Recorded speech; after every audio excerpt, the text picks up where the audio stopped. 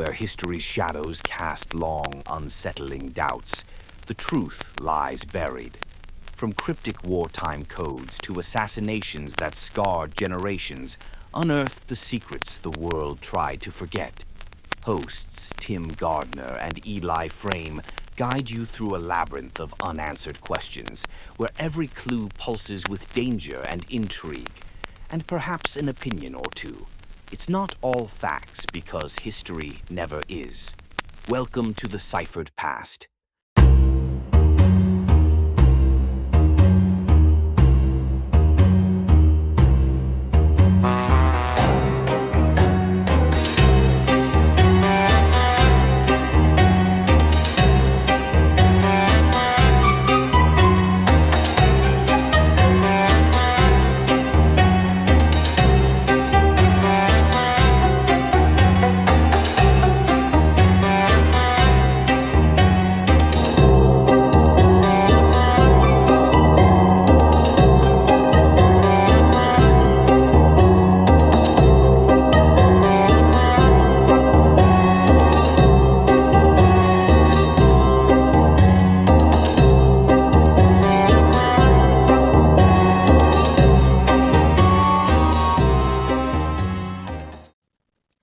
Welcome, everybody, to a new episode of Ciphered Past, episode 37. I am your host, Tim Gardner, and we thank you so much for joining us.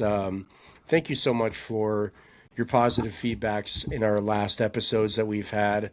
We've had a lot of great guests come on our show, and we thank them for their time and just everything that they've been able to provide for us and just our audience. So we want to thank them. Eli, how are you, bud?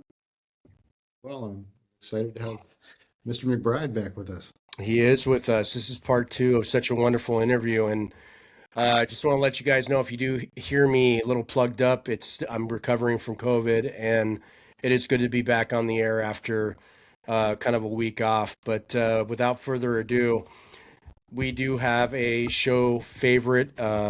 He is a best-selling author. He's a veteran of the JFK community. He is a Hollywood, he's built a stable in Hollywood by his writing. He co-wrote Rock and Roll High School. There's just so many, the books he's written, just for example, Frank Capra, A Catastrophe of Success, the John Ford book, which is called John Ford with Michael Williamson, and Searching for John Ford. And Whatever Happened to Orson Welles, amongst many. And of course, you guys know him for Into the Nightmare, that he wrote, which is such a brilliant book. Joe McBride is back with us. Joe, thank you so much for being back with us on this. Well, it's great to be with you guys. Yeah, we had a good time last time, and let's explore whatever you want to talk about. It's fun to talk about. Yeah, so again, I just want to get an update about okay, so we talked about the Kennedy assassination last time. We're going to go ahead and get into that a little bit later in the show. But again,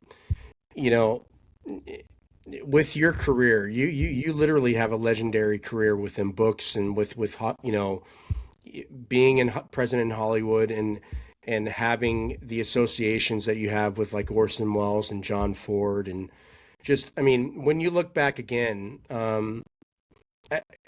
at your life, just in general, how do you look back and marvel at it just because of the fact of like what you've been able to accomplish?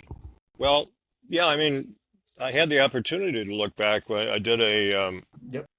a memoir in the form of an interview book called I've Loved Movies But, Yep. and it's a thick book, as you can see, with my friend Danny Perry. It's for Sticking Place Books is a newish company that Paul Cronin has started, and he wanted to do a series of interview books with film critics and historians talking about their careers as writers. And so I'm in there with some really good company, like Jonathan Rosenbaum and Michelle Simont and Leonard Maltin and several good people. And so it was really interesting to look back over your life and work. I've done this to some extent before. I wrote a memoir called The Broken Places, which came out in 2015, which was a book that took me 49 years to write, off and on. I wrote it as a screenplay at one point, then I turned it into a novel, and then I realized it needed to be a memoir. It was about my youth when I had a difficult childhood as sort of an abused Catholic kid, guilt-ridden about sex and all kinds of things. And I had a breakdown in high school, physical and psychological. I went into a mental hospital for 4 months, and which actually was the best thing that ever happened to me because it got me out of the house, it got me out of school. I met a girl for the first time, which was part of my problem back then, and I got out of Vietnam because of that. When I had my um, what do you call it when you're called in for your physical? I decided for some reason I had a student deferment. I dropped out of school, and when you did that back then, you were liable for the draft. And I thought, okay, well, I'll get out of it. So when they called me in, I went through the physical, and then I said, by the way, I had a nervous breakdown, when I was in high school, and they said, go down the hall and talk to that psychiatrist down there. And so I sat there with this man, and I just said, hi, I had a nervous breakdown, and I think that causes me to be deferred. And he said, just give me the name of the doctor in the hospital and we'll check it out. And thank you very much. Goodbye. And a week later, I got my draft card 1Y, which is, I guess, a psychiatric deferment. Woody Allen said his draft card says in the event of war, he's a hostage. I felt kind of like that. But no, that was a good experience. But it's a love story about this wonderful young woman I met who was deeply troubled, but a fascinating and brilliant person who taught me about life. And she couldn't deal with life at all, but I got better. And it took a long time to write, but I really felt I had to write that book. So when you get older, you tend to do more autobiographical things. And I did a book called Two Chairs for Hollywood, which is a collection of my short articles that I like best. And I wrote it like a 40-page autobiographical piece about my experiences as a journalist covering Hollywood and an author doing books about films and filmmakers. And also I was a screenwriter for a while, and I kind of dipped my toe into that. But this new book, I really go into the screenwriting period more than I ever had before, and that was a painful period. It was I had some success, but a lot of problems too, and it's typical of screenwriters. I was just reading an obituary of Jeremy Larner, a very good screenwriter who wrote The Candidate, very good political film. He won an Academy Award for that, and he never had another movie made. And the obituary said that he always thought his career would take off after that, but he wrote like a dozen scripts. He could never get one made, and some sold, and he said about a few years ago, he was sitting with a group of 5 or 6 screenwriters who had all won Oscars for best screenplay, and not one of them had had a movie made in the last 10 years. That's a sad story. Part of it is, as you get older, they don't want to hear from you, but also the things that people are interested in that people were interested then are not necessarily the things that people are interested in now. But the industry, unfortunately, doesn't really generally want original stuff. I mean, one reason Sinners, I thought was a terrific movie, is it's very original. I mean, one-of-a-kind movie, and Ryan Coogler wrote and directed that thing, and it's brilliant. And but he got to do that because he had several box office hits. But they even he had a hard time selling that project to Warner Brothers. So often when a film wins Oscars, it's been rejected by everybody in Hollywood, before it gets that far. But anyway, so I wrote about all that. But I've had 4 careers, basically. Journalist, which I still am, and I started in 1960. I sold my first article to a national magazine, and I was a screenwriter and author of books, and I was a teacher. I was a professor at San Francisco State University teaching cinema for 22 years, and I retired in the end of 2024. So it's 4 overlapping careers, and I think they cross-fertilize each other. It's an unusual career. Not too many people have done all 4 of those things. Like I was a screenwriter for quite a while, and that helped my books enormously because, when I came from Wisconsin, and I had kind of a dim idea what movie making was like when I was in Wisconsin, but when you come to California, I got this dream job on Daily Variety that enabled me to go on sets of films. Today, they don't let reporters on sets very often. They control it a lot more. It's more corporatized. But back then, you could just call the publicist and say, I want to come and watch this film being shot. So I was on the set of Hitchcock's Family Plot for 3 days, and I was on location with Bound for Glory, Billy Wilder's The Front Page, all kinds of terrific films. And I got to interview anybody I wanted to. And back in those days, a lot of the legendary figures of the industry were still around and able to talk to. I did a book, Hawks on Hawks, which was an interview book with Howard Hawks, and I spoke to him for 7 years. And I wasn't even planning to do a book. I just thought he was a fascinating guy to talk to, and I was learning from him about storytelling. He's a great storyteller. But I recorded everything, and then eventually I realized, oh, it was enough here for a book. And but the way I got to do that, I picked up the phone, and he was in the phone book, and he answered the phone, and he has such a young voice. I thought it was his teenage son. He says, "Is this Mr. Hawks?" He said, "Yeah." And so he said, "Come on down," and he was very accessible. And these older directors felt kind of lonely. They couldn't get films made, and so they were very tickled when a young guy would come around who really knew their work. They were very flattered because a lot of people, they'd say, "Who's Howard Hawks?" or whatever. Well, Peter Bogdanovich and I did a Q&A with Hawks at a retrospective at the LA County Museum of Art, and he introduced us. He said, "Just let me go up first, and I'll have a little thing to say about you two fellas." And he said, there was an article a few years ago called "Who the Hell is Howard Hawks?" He said, "I don't know which one of you guys wrote that, but I wish you'd come up here and tell me." It was a good opening line. It was actually Robin Wood wrote that. It was Robin Wood and Andrew Sarris were my two critical models, two great critics. And anyway, but I couldn't have written my biographies and critical studies of people like Billy Wilder and Lubitsch and George Cukor recently, et cetera, without really understanding the process of filmmaking and acting. And I got to work with Orson Welles as an actor. That's another whole big story. I've written a lot about. I was in The Other Side of the Wind, his film about Hollywood.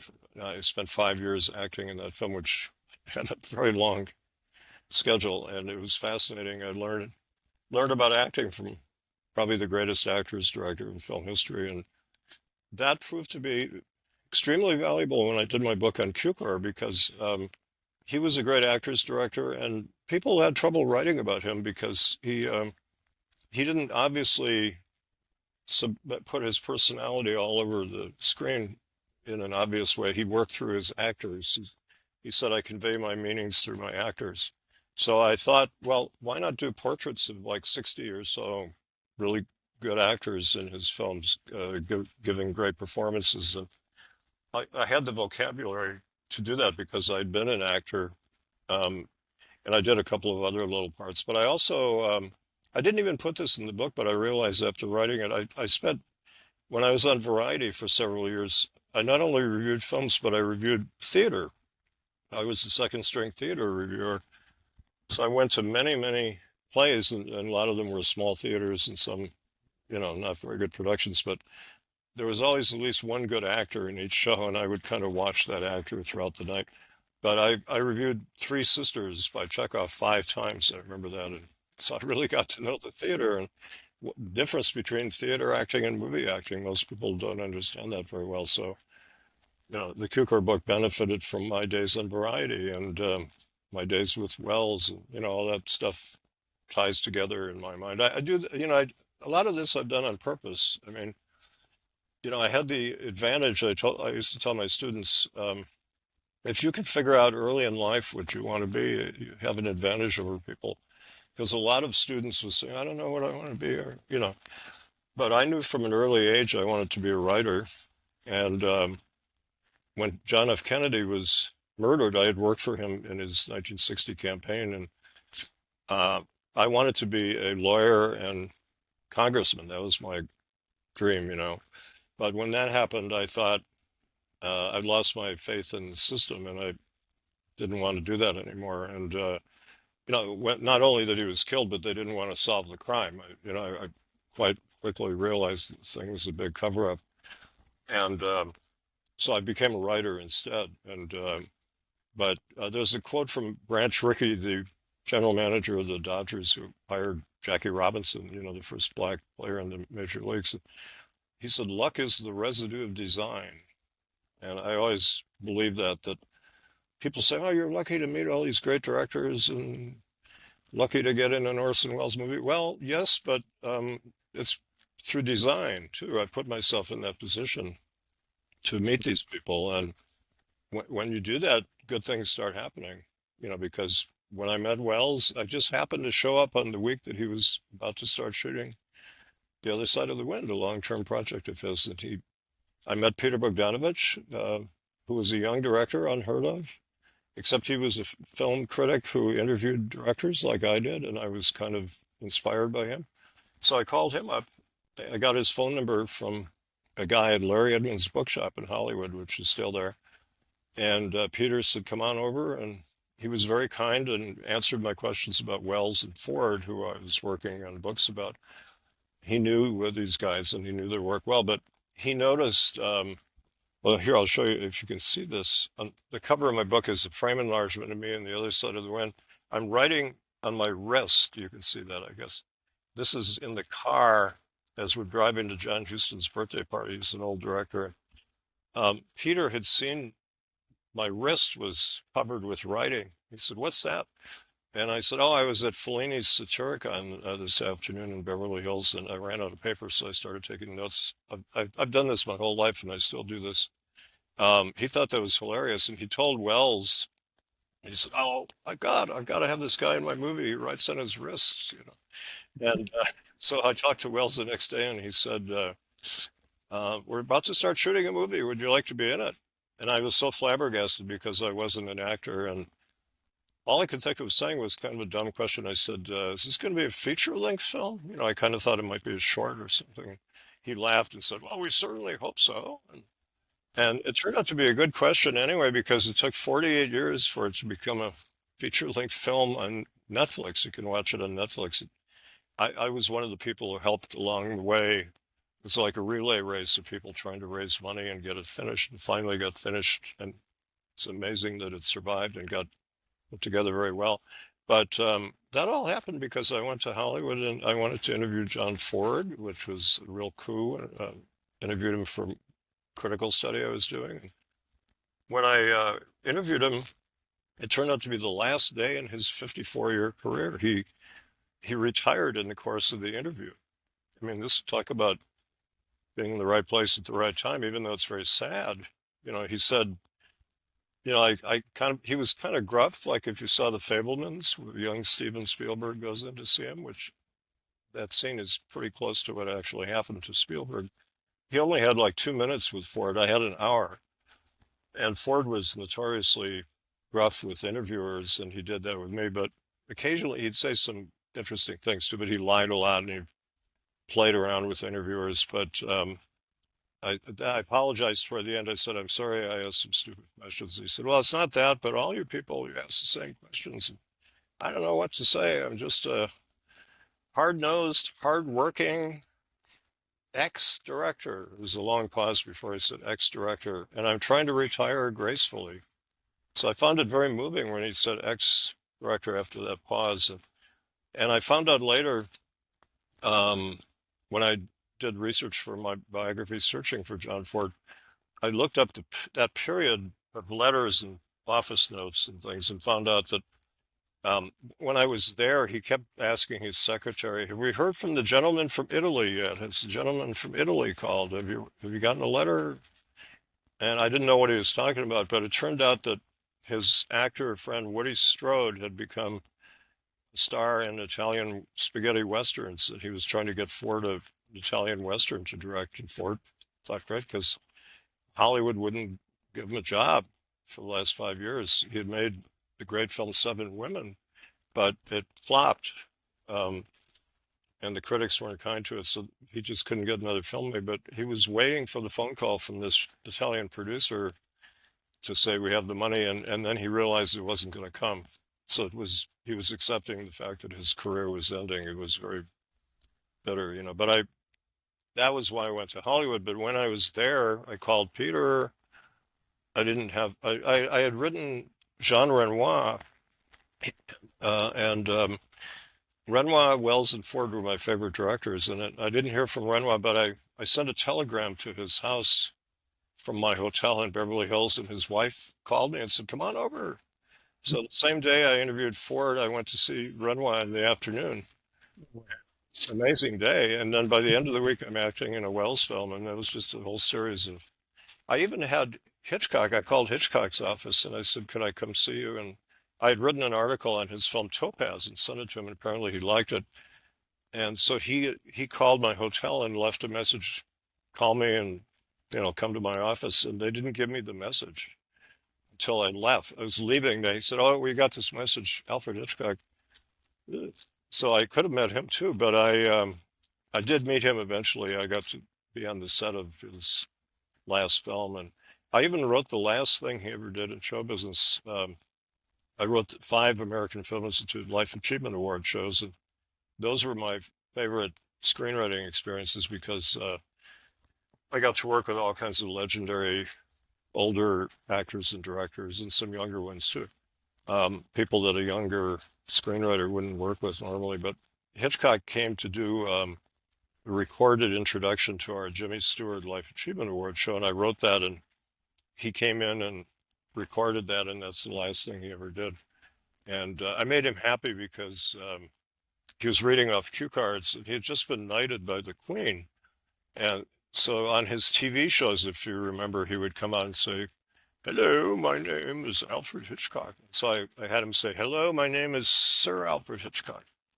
And when he read the cue card, he was kind of old and tired, and he suddenly lit up. He went, "My name is Sir Alfred Hitchcock."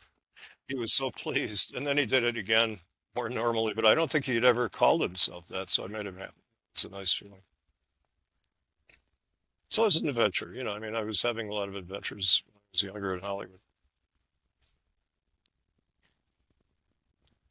But I did meet Kennedy too. That was a big deal. I met him 3 times. Twice, And we'll, twice when he we was running for president, and once when he was president.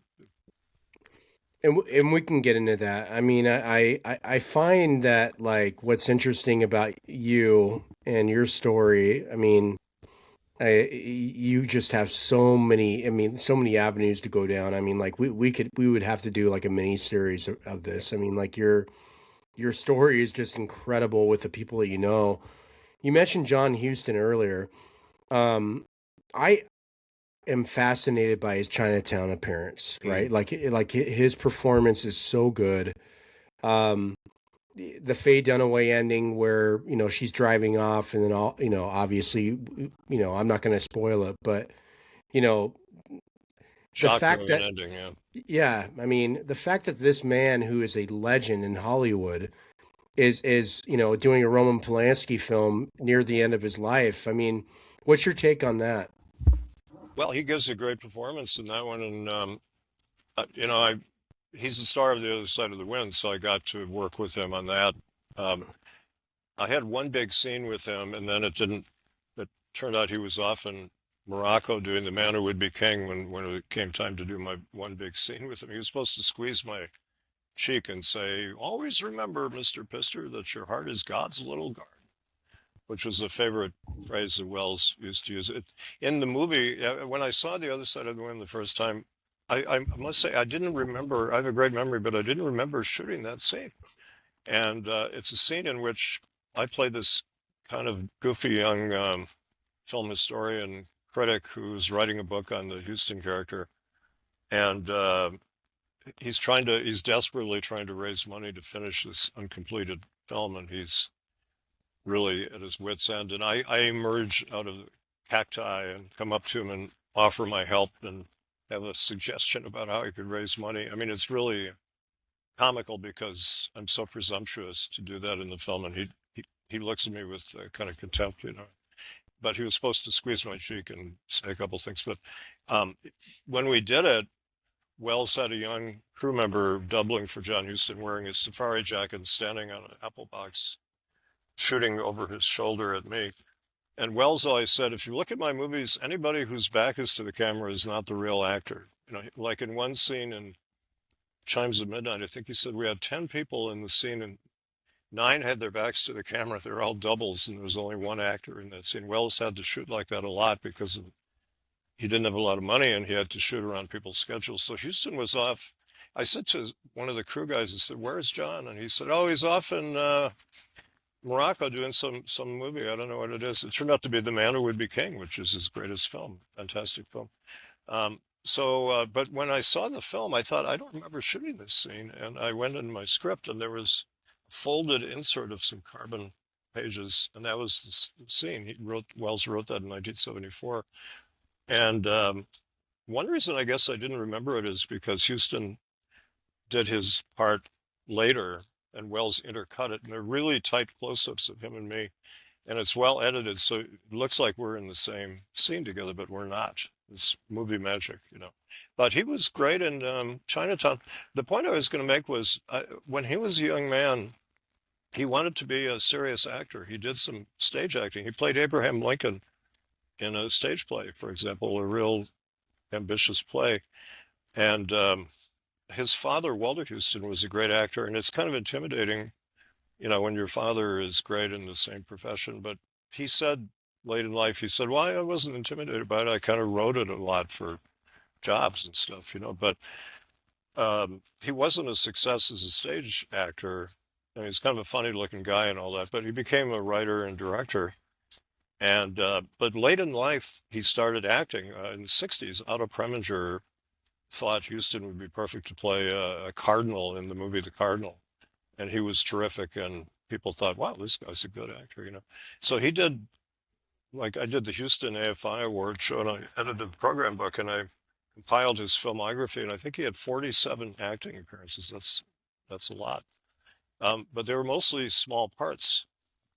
And Other Side of the Wind is the only one where he plays the lead, except there was a movie called The Beast in the Jungle, and I met the director of that film few years ago, and I said, you know, I always wanted to see that film in which Houston plays the lead role. How come I haven't seen it? And he said, well, it never got distributed.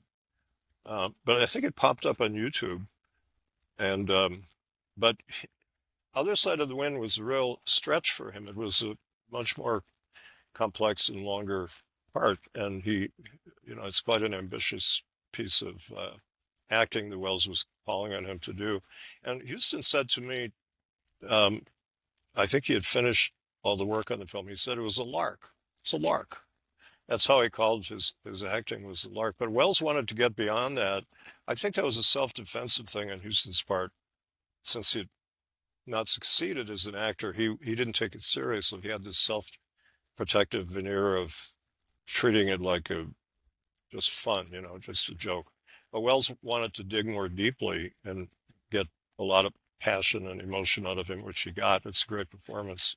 And one way he did that was something you're not supposed to do as a director, was let him drink all the way through the day.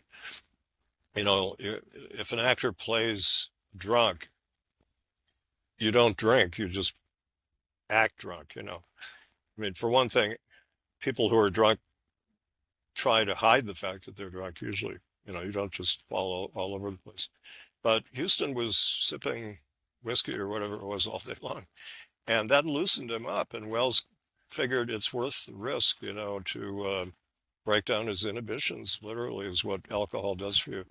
But he would, after about 5 or 5:30, Houston would reach what Wells called the vodka hour. He'd say, John, I think we're at the vodka hour, which means that John was starting to get incoherent, slur his words, and they would say, oh, let's take the rest of the night off, you know. And he would be pretty bobbed, and then the next day he'd be raring to go, you know. So I saw him acting.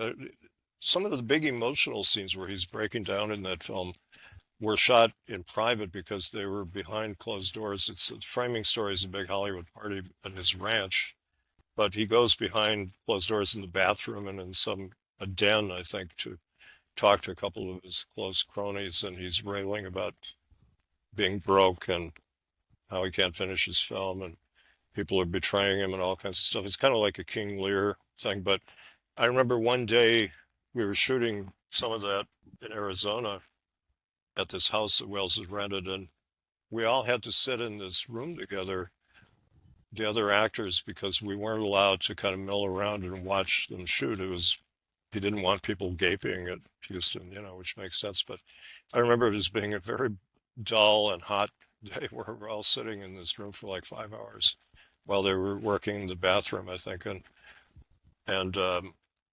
But we were aware that it was something really important, something very emotional. So Houston gives a fantastic performance in that film. We're joined by Joseph McBride. His latest book is actually called "I Love Movies," but Conversations with Danny Perry.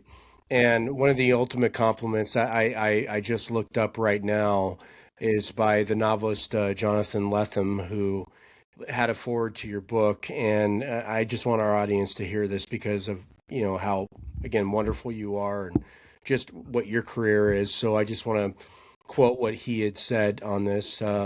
He says, "An example to me of discipline, versatility, and abiding with one's obsessions against all odds. What animates my desire to follow Joe to any lengths on any subject he engages, whether I already agree with him or I am being seduced into a new exploration, or yet to have fully persuaded Steven Spielberg or the lack of judgment of Officer Tippit. My response is uniform. I need to know what he thinks. I'm addicted to his form of inquiry and electrified by his gentle ferocity in pursuit of undisclosed and falsified truths. Joe McBride is a seeker, and however disarmingly plain-spoken his writing may appear to be, his search and his rage for truth is force animating every line he writes. This creates a thrilling energy, a pulse backbeat in his thought and expression. In this book of conversation, we learn the personal underpinnings of Joe's voice. I mean, if I had somebody write that about me, Joe, I mean, Yeah. I would be absolutely honored. Yeah. That kind of defines your career, Joe. Well, I mean, it was very moving when he sent that to me, and I was so touched. But he hit on something that really gets to what I'm trying to do. I told him the rage for truth. I like that expression. I even thought of calling the book "Rage for Truth," but I gave it a slightly humorous title instead. But I that is what animates me. And when we talk about the Kennedy assassination, that's kind of at the heart of it. That's what I think my main mission in life is try to do what I can to penetrate the lies surrounding that case. And my film career I see as a kind of avocation. And my teaching career I got into so I could publish, make a living and publish some of my dream books. I was very conscious of this. I had some dream books that I wanted to write and publish, including Into the Nightmare about the assassination. And then I did one called Political Truth, the media and the assassination of President Kennedy, which that kind of started. I thought of doing a chapter in Into the Nightmare on how the media have lied about the case. The mainstream media mostly have lied about the case since the first day. But I realized it's too big a topic to put into one chapter. So I did a chapter on that weekend's coverage by the press and television. And the cliche is television matured in that weekend or reached maturity, and I see it as totally different. I think they just lied the hell out of themselves to us and convicted Oswald on live TV. And that's the first time I realized that in our country, you're guilty until proven innocent. And the Constitution says the opposite. You're supposed to be innocent until proven guilty, and you're supposed to have a trial. So I was shockingly aware that weekend of this guy, Oswald, who I thought from the first day was probably not guilty. And I was right. I mean, all I've learned about him. But here, it was like I call it a 4-day docudrama. The first day, there's a big shock, like at the beginning of the movie, shooting murders, 2 murders, and this guy's arrested. And he's tried and convicted on TV by the end of the first day, and the second day, and then the third day, he's killed on camera. Public execution. The 4th day was this cathartic funeral, the grand funeral of the president, which was supposed to tie it all up in a kind of satisfying way. And it was 93 million people were watching, the biggest TV audience ever. And it had the effect partly of keeping people off the streets. In a lot of countries, if the leader is murdered, people will go out in the streets and start tearing down buildings and stuff. But in America, everybody's sitting around the TV, and I think that was partly calculated, how to keep people quiet and give them an emotional experience. And you kind of had the feeling that, okay, it's over. And to me, one of the worst things said about the assassination was Dan Rather, who's all over the cover-up. He said 25 years later, I think it was, on a CBS special, he said, people talk about the 4 days of terrible weekend, but the day I think of is the 5th day, Tuesday, November 26th, the day that America went back to work. And everybody went back to their jobs and life went on, and basically things got back to normal. I'm not sure he actually said back to normal, but that was the implication.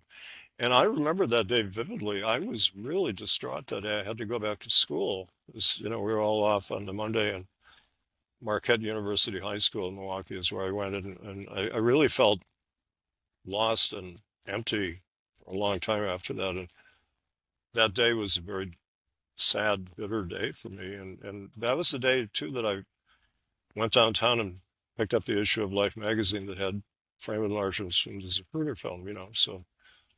But I mean, to me, that was the opposite of a feel-good day. I mean, that was really bad. Yeah. So I've done these, pet books. Broken Places was another, and Two Chairs for Hollywood. And I did a book called Frankly, Unmasking Frank Capra, which was my saga of writing and researching my Frank Capra biography, which took 7.5 years. And I had a 4-year legal battle as part of that to get the book published, because my own editor, the famous Robert Gottlieb at Knopf, and Capra's archivist Janine Basinger of Wesleyan University, and some of the Capra family, not all of them, were colluding to try to either stop my book from being published or to cut it so much that it was neutered of all the discoveries I was making that were undercutting the myth of Capra. And it was a huge struggle, and I had very little money, but I won the battle with the help of a good lawyer, and my wife was loyal and brilliant thinker as well. And we had to outwit the biggest publisher in America and get the book to another publisher, Simon & Schuster, which we did, and it was published. And, it's quite a saga. I talked to a friend at the time who was another biographer, and he's since won the Pulitzer Prize. And I wasn't telling very many people about what I was going through. I was keeping it quiet. But I told him, and he said, this is the worst story about publishing I've ever heard. This is just shocking. I mean, unbelievable. And it's kind of like the novel The Trial by Kafka. I read that novel again when I was writing, frankly. And so I wanted to write these books that you couldn't normally sell these books to a regular publisher. They don't want books, conspiracy books on the assassination. You'll notice they come from small publishers.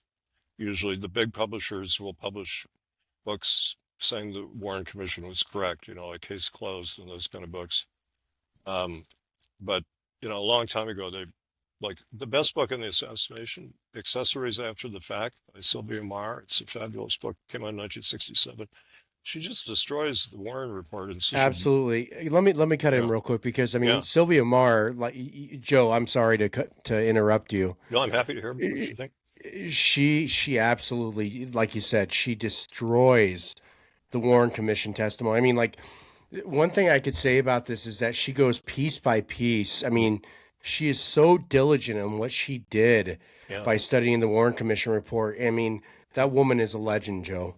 She is amazing. I mean, the clarity of her thinking just wows me. I mean, I'm not as clear thinking or logical as she is, and I so admire that in her, that she got the 26 volumes, which I bought a set of later, but she was one of the first people on the case, and she went through the 26 volumes. Often contradict the report, as people probably know who are listening. That the report says one thing, but then you find documents and testimony in the 26 volumes that tell a different story. And Alan Dulles, who was one of the Warren Commissioners, former CIA director, when they were talking about should we publish our evidence. He said, well, nobody reads in America. Maybe, he said a few professors will read that stuff, but nobody else reads that. But fortunately, that didn't turn out to be true. A lot of people have read those volumes, and now you can get them online for free. I had to buy my copy for like $850 about 30 years ago or something like that. I have the copy that the U.S. Commerce Department got. It was in 2 boxes and it was addressed to the Commerce Department. Apparently they sent it to each department and nobody had looked at it. You know, I mean, that kind of tells you something. It's in perfect condition. Right. But she went through that, and she uses their own report to unravel all their BS, you know, and she does it in a very lucid way, very well written. So I was very inspired by that. And that was published by Random House, I believe, a long time ago. So back then there was a spate of good books that came out around 1966, 67, like Rush to Judgment by Mark Lane and Inquest by Edward J. Epstein and Sylvia Mars book, and The Oswald Affair by Leo Savage. Those were all excellent books, and some of those came out from major publishers, but now it's the small publishers or self-publishers. You know, some of these books I've been talking about were self-published. I think all the ones I just mentioned to you were self-published by me. You can go through what's called a fulfillment house, print on demand. You know, anybody could do this now, and there used to be a stigma attached to this. Your listeners might find this helpful, that back in the day it was considered a vanity press is what they called those kind of books. You know, if you published your own book of poetry or whatever it was, people looked down on it, and no bookstores would carry those. But now, because of computers, you can set your book and type and make it look real professional. And I would hire an art director, art designer to design the book and do a beautiful cover. Covers are very important to make a book look professional, you know. And then you upload it to a fulfillment house site, and they print the book. And the other thing that's happened that's good is Amazon will sell those books. Until a few years ago, they didn't sell self-published books, but now they do. So the book will be listed there, and people all over the world buy Into the Nightmare. It sells steadily, and people in Iceland and Germany and Australia, wherever, buy the book, and they buy it through Amazon, and then they pay the money to Amazon, and Amazon takes 15%, which is okay, and then they pass on the rest to the fulfillment house, and then you make a deal with them. They get X amount of money for printing and shipping the book, and you take whatever is left over as a profit. And you can make, you know, steady but unspectacular income that way, and it's nice to have it available and to, you know, keep selling the book all the time. And so that's very doable, and you have complete freedom. You can publish whatever you want. That's the most important thing. Yeah, and that's, you know, that's something that you come across, especially in the JFK research areas. You know, some of these great books that have come out, like one that's very influential in your book, Harvey and Lee. Oh yeah. Right. So you can't buy that new anymore. I believe John Armstrong self-published it and sold it himself. Mm-hmm. And now if you want a copy, it's literally $2,000, or maybe it's $1,000. Because I tried to buy it recently. And so, you know, having this self-publishing and to put something like that back on there so that the next generation of people who can't find Harvey and Lee, right, they're not carrying it at the library. Can you buy what do you call it, an ebook of that, or? Maybe. You might be able to buy that. I think he's made it available. I could be wrong. I know John Armstrong, and I correspond with him and give him whatever help I can on his ongoing. He keeps doing more research. He's working on the Tippit case quite a lot. You know, one of the reasons I wrote my book Into the Nightmare, which is a lot of it is about the Tippit murder, which was not really investigated much at all until I came along. Gary Muir did a little monograph on the murder of Tippit in 1971, but it was unpublished. You can find it online. And it's pretty good for what was known at the time, but I really launched a big investigation. But anyway, John Armstrong and other writers have taken the challenge to go beyond what I learned and use some of the leads that I had and find new leads. There's a guy in Australia, Gavin McMahon, I correspond with him too. He's doing excellent work on Tippit. And they've come up with some leads that I didn't have, like who might have shot Tippit. They have they think Captain Westbrook and Kenneth Croy, a reserve policeman, were the two guys who were involved in the murder of Tippit. I don't think Oswald killed Tippit, but Gavin Well, McMahon thinks that so Oswald so shot Tippit. Joe, Yeah. so I'm sorry to interrupt you again. I apologize. I really appreciate you.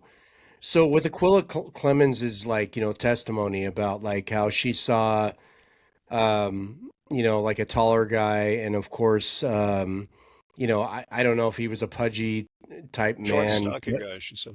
Yeah. So does any of that fit the description of like a Captain Westbrook and a Kenneth Croy at all, or? Well, no. Westbrook there was a police car in the alley there. Tippit pulled up his car, and you look at the pictures, he's blocking a driveway.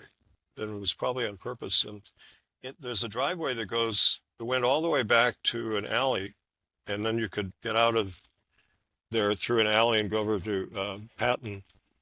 And there was a police car seen in that alley by some witnesses. And Captain Westbrook, who was he was the head of personnel for the police department. And why was he in Oak Cliff, and why was he investigating this case, supposedly?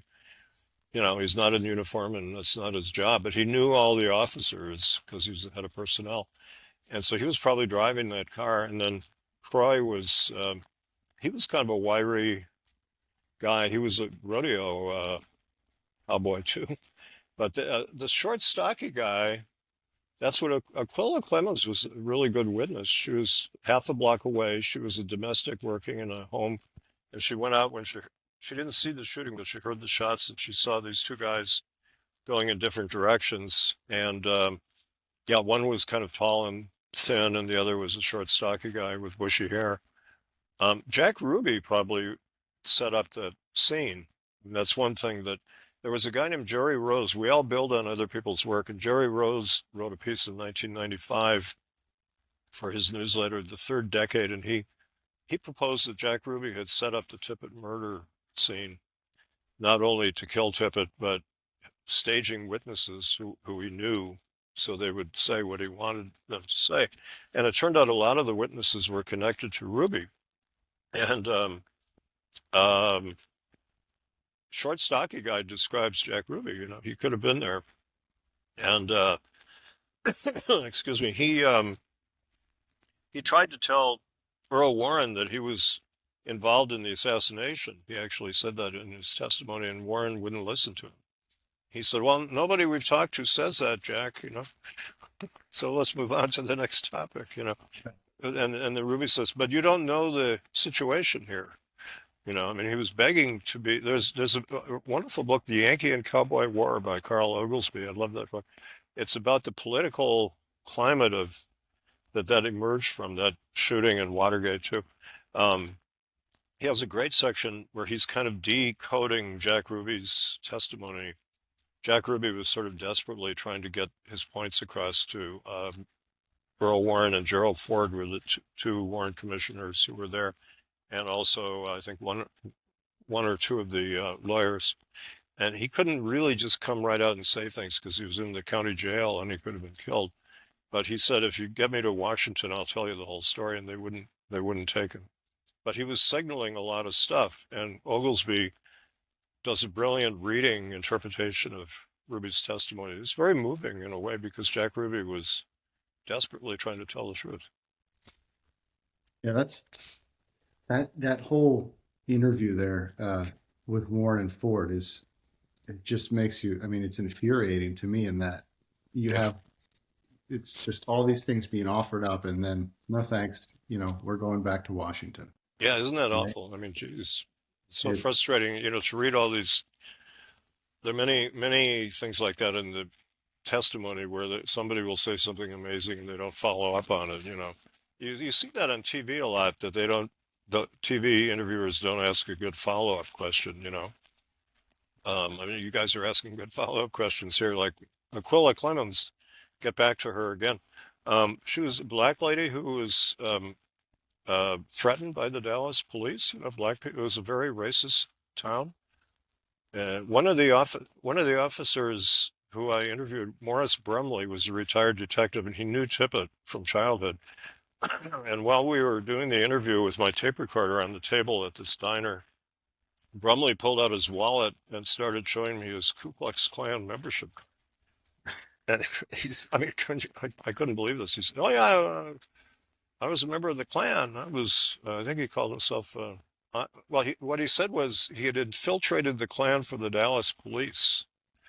But then he started telling horror stories about, castrating black men and stuff. And, when you're interviewing people, you don't sort of interrupt them when they're telling you great stuff, very important stuff that you want to hear, because you could stop them from talking if you say the wrong thing.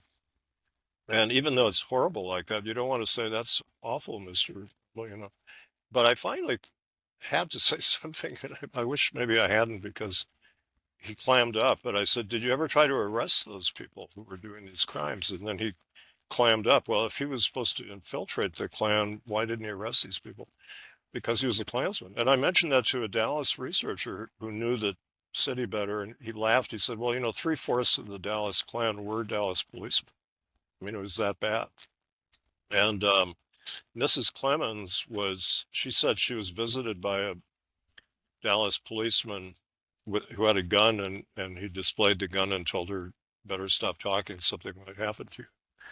And she kept talking. She was very brave, and she gave some good interviews. And then Mark Lane and Emile D'Antonio, the documentary filmmaker, when they made Rush to Judgment, they visited her at her home in 1966, and they filmed her. You can watch it on YouTube. It's a very important interview, and she's a very gutsy lady, and she was never seen again. I mean, it's scary to think what happened to her, And a lot of us have tried to find her.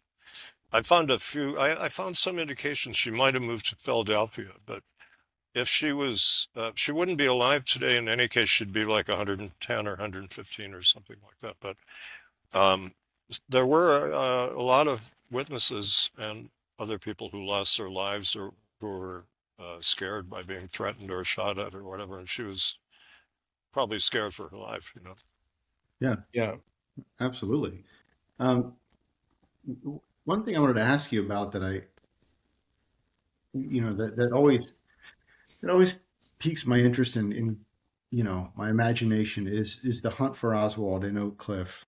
So we've got Tippit, as you laid out brilliantly in your book, Tippit and perhaps Menzel, right? Looking for Oswald. Right. And then we also have this, Bill Alexander, I believe, gets involved, who's the assistant DA, along with other police. They go to the Abundant Life Temple, right, nearby. So you have a church, an abandoned church, where there's somebody briefly there, get called off, go to the library, and then everybody heads to the Texas Theater. There would be in between there was a house that they went into. It was an old house that was deserted, but it had a lot of furniture stored there for some reason. They went in that house and they were crawling around. They didn't find anybody. That's then they not went the to Harry Olson house where he was. That's not no, Harry no, Olson's nobody knows where estate. Harry Olson was. This policeman who was suspicious because he was all over Oak Cliff that day, and some people think he might have been the policeman who drove the car up to Oswald's rooming house and honked the horn. There was a policeman there were two policemen in that car, and Olson was around, and he was the only policeman who Chief Curry fired because of the assassination. In December, he fired him for reasons unclear. One thing that Olson did that we know about, because he admitted this, and he had a girlfriend who was Jack Ruby's stripper. That was another Ruby connection. They sat with Jack Ruby in a parked car downtown. I think it was on the Saturday, and they spent like an hour and a half talking to him about how Oswald should be killed. They were probably giving him the message that you got to kill Oswald, and Ruby was hesitant to do this because it was big deal to do that, but they kind of egged him on to doing that, and then they left town. But anyway, so yeah, then they wind up at the library, and that was a false alarm. There was a guy running out of the library, and they thought he was maybe the suspect. It was just some kid who was working at the library, some 19-year-old kid. But suddenly there were dozens of police cars in Oak Cliff, and that could have been Well, one of the reasons, there are different reasons Tippit was killed, but one effect of it was to draw people away from downtown where they should have been investigating the president's murder. But suddenly all these police cars went to suburban Oak Cliff, which was a few miles away. And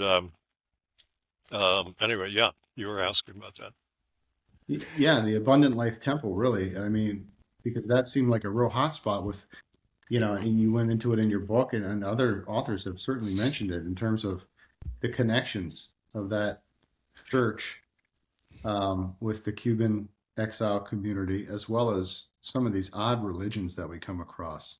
Yeah. That David Ferry is an ordained priest in, and Yeah. I believe Brochures and some other folks where it's just stranger than fiction when you're hearing about this place, and then nobody really investigates it further. And No, they really didn't investigate the Tippit killing. Jim Lavelle was the detective who was supposed to be in charge of the Tippit investigation, and he was very talkative. He would talk to everybody, and he told me a lot of very interesting things. But he said we basically didn't investigate the murder.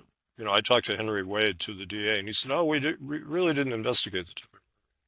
Lavelle claimed that they would follow up leads that would come in. He said every once in a while somebody would call up and we'd pursue a lead, but they didn't really care. And it's kind of shocking. Like if you take it at face value, let's say you think Oswald killed Tippit. If you're a policeman, wouldn't you want to solve the murder of your fellow officer? I mean, what gives here? Why didn't they care? They were just so eager to pin it all on Oswald that the whole department just gave it up. But partly it was because some of them at least knew that Tippit was involved in various unsavory activities, and he might have been involved in the assassination. But, you alluded to one of the big discoveries that I made. I interviewed Edgar Lee Tippit, who was Tippit's 90-year-old father. This is in 1993. He was living in Clarksville, which is eastern Texas. And boy, that was a bleak place. I felt like I was driving into the 1930s Depression. Whole towns were boarded up and empty. It was spooky. But he was living on a farm. He had lived there his whole life, and he was still working on the farm. He was a vigorous 90-year-old man, sharp as a tack, nice man. And nobody interviewed him. He said, nobody's ever interviewed me. And I said, well, the FBI did, right? And he said, oh, how did you know about that? And I said, well, I got the FBI report because there was a woman on the Warren Commission staff named Alfreda Scobie, who was a junior lawyer from Georgia, and she was a protege of Richard Russell, the senator who was the Warren Commissioner. And Scobie was a very bright young lawyer who went on to an important career in Georgia. And she wrote a memo to J. Lee Rankin, the director of the commission, in about, I forget when it was, maybe March or something of 64. And she said, I noticed that nobody's investigating the Tippit murder. Shouldn't we be investigating the Tippit murder here, And he said, oh, okay. And so he sent a letter to J. Edgar Hoover and said, would you please do a quick investigation? He made it clear he didn't want a very thorough investigation. So the FBI spent 1 week putting together a 19-page report on Tippit. It was all just basic information about jobs he had and his family and all that. And in the course of that, they interviewed Mr. Tippit, but he didn't say a lot, or at least they didn't record, in the report. But he told me something fascinating. He said Mrs. Tippit, Marie J.D.'s widow, told him shortly after the assassination that another Dallas policeman had come to her to explain what happened to her husband. And Mr. Tippit didn't know the name of the policeman, but I figured it out later. It's William Menzel, who was the guy who actually was assigned to the area of Oak Cliff where Tippit was shot was Menzel. Not Tippit was out of his district, but Menzel came to see Mrs. Tippit and said, what happened was JD and I were told to hunt down Oswald by name. And we were driving around Oak Cliff trying to find Oswald.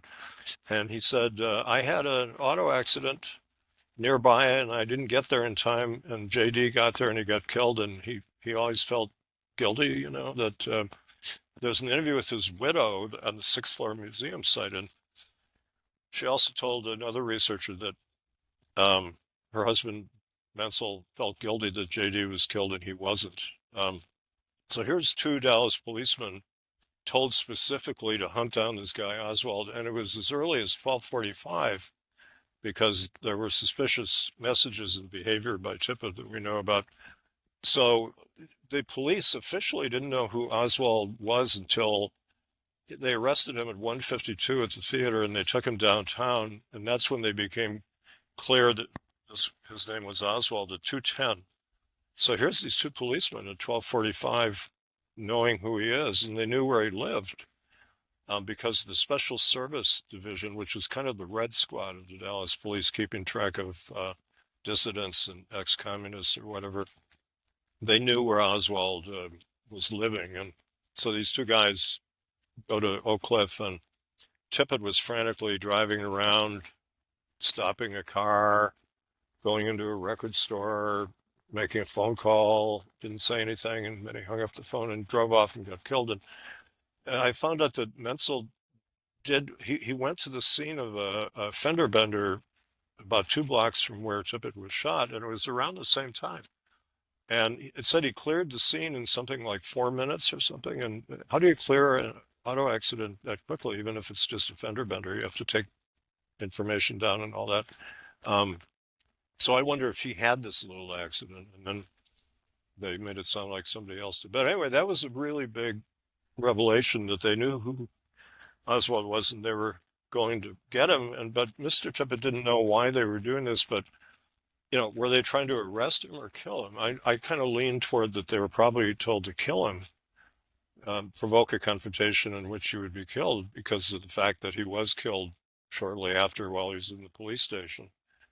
But they surrounded the theater then because Oswald made it to the theater, and he might have been shot in the theater, but he had the sense to say, I'm not resisting arrest, I'm not resisting arrest. And there were about 20 civilians in the theater, and it wasn't convenient to shoot him there, so they had to take him in. But Dwight McDonald, very good social critic, he reviewed the Warren Report in Esquire, and he referred to Oswald's miraculous survival for 48 hours in the hands of the Dallas Police Department. It's a long time to be there. And like the more he talked, more trouble could emerge. They couldn't let him have a lawyer. He never had a lawyer. I remember watching his midnight press conference on the Friday night, and he was begging some lawyer to come and represent him. It was painful and heartbreaking, to think this guy didn't have a lawyer. So anyway, this Gavin McMahon and John Armstrong have pursued more leads in the Tippit case, and the Edgar Tippit revelation was part of the trigger that helped them do that. And that's what you hope happens when you write a book, like whether it's a film book or a political book, a history book, is you hope other people will continue your work and find more out about the subject. So we're joined by Joseph McBride. His newest book right now is called I Love Movies, but Conversations with Danny Perry. And again, forgive me for being so plugged up. I am just getting over COVID right now. But Joe's back with us with a second interview. There's so much meat on the bone on this. And I want to ask about the Davis sisters, okay? Mm-hmm. Who lived on 10th and Beckley over there. So 10th and Patton, yeah. Patton, excuse me, I apologize. So I'm looking at the affidavits right now, Joe, and one person is saying something very discreet. The other person is like being very descriptive. To me, it kind of seems like, what's your opinion about like the Davis sisters and their recount of this whole thing? Well, they're both very young ladies, and they were sitting or kind of reclining in their living room. One was kind of napping and the other was just sitting around, and they heard the shots. They gave kind of contrary reports of whether they went out immediately or whether they heard the shots when they were outside, but they were very close among the first witnesses to what was going on. They would have seen whoever was there. And one of them said when she got outside, there were already policemen there, which is quite remarkable. And that's kind of, people think that Kenneth Croy, who was a policeman, that's a sign. And Kenneth Croy was officially the first policeman to show up at the Tippit murder scene. A few minutes later, it's established, at least he said, he showed up a few minutes later. The ambulance got there very quickly. The ambulance got there like in 2 minutes once they called it. And I interviewed the guy who called on the police radio. He picked up the radio in the car and told the dispatcher a policeman was shot, and they called the ambulance. And anyway, Kenneth Croy said he arrived around that time. But he might have been there right at that time, and one of the Davis sisters might have seen Croy. And his story is kind of fantastic. I mean, he claimed he was downtown, and he said he drove past the Texas School Book Depository, and his wife, who he's estranged from, happened to be passing in a car, and she said, "Let's go to lunch." And they wind up at Austin's Barbecue, which was a hangout for a lot of right-wingers. Tippit worked there as a security guard. I mean, that's a whole story in itself, Austin's Barbecue.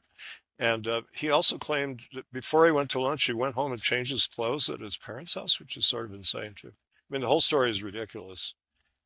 Just to cover up the fact that he was out there in Oak Cliff running around up to no good, And I must say, I regret, when you do a book, sometimes you think, why didn't I think about this? That I didn't quite realize the significance of Kenneth Croy being the first policeman established to be on the scene.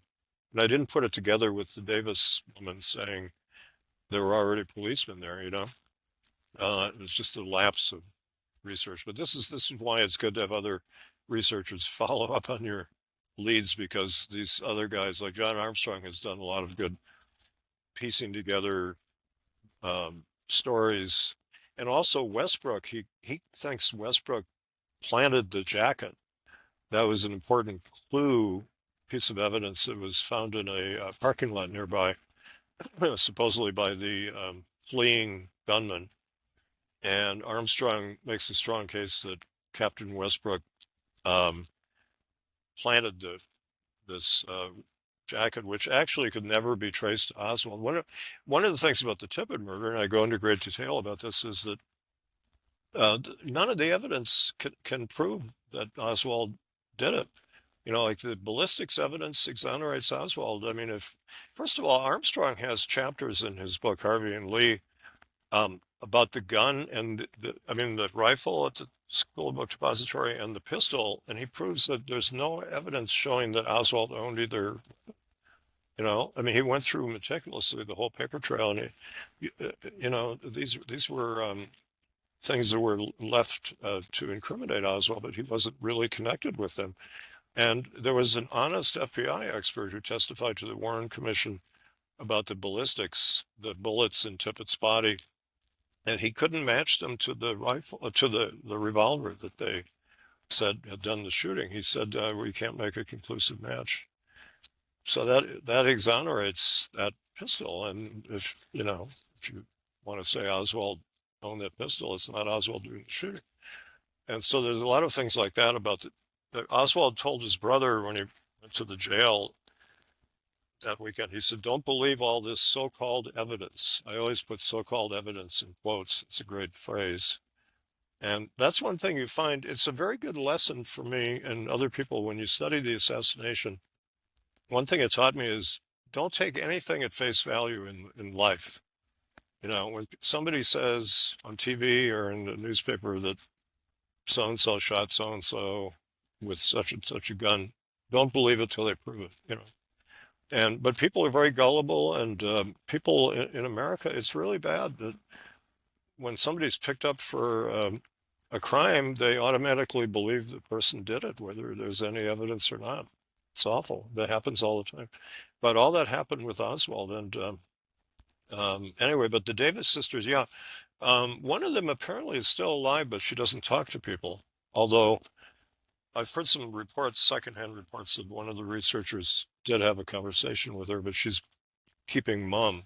They were both very young. They were like 19 or 20-year-old women.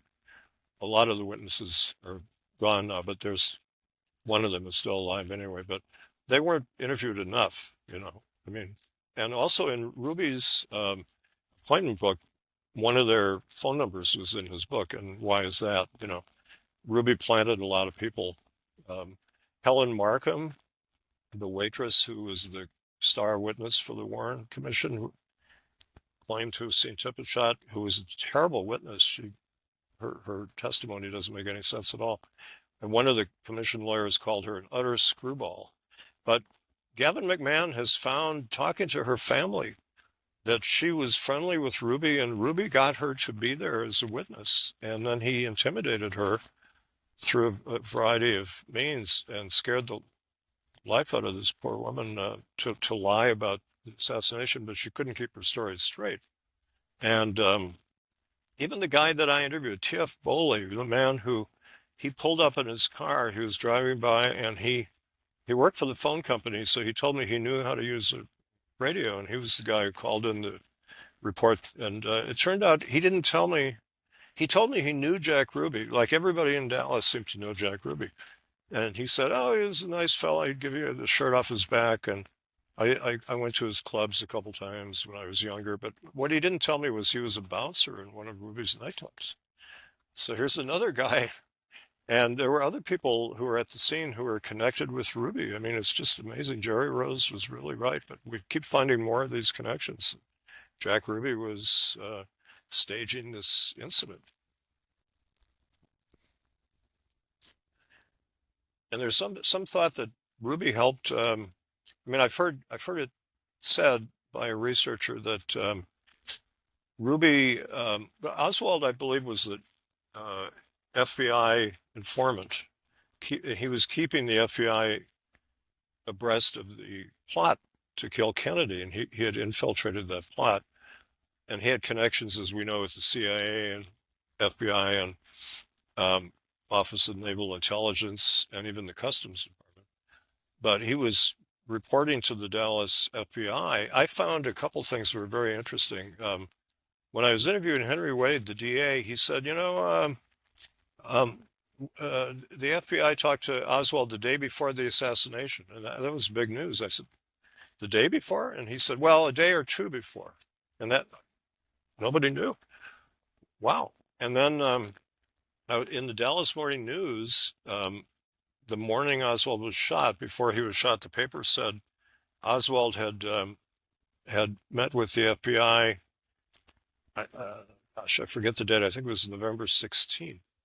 And then it's been established Oswald went to the FBI office around November 12th to leave a note that they destroyed after he was killed. And we don't know what was in the note. So there's at least 3 times he meets the FBI before the assassination in that month.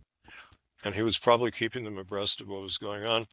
And Ruby being involved in the plot, one researcher thought that Ruby had discovered that Oswald was informant to the FBI, and they fingered him as the Patsy in retaliation. That's an interesting theory. You know, we don't know all the connections, and it's very complex. But I mean, one thing, you know, when people make fun of assassination conspiracies, they like to use the word vast. They say a vast conspiracy. You know, like that's funny.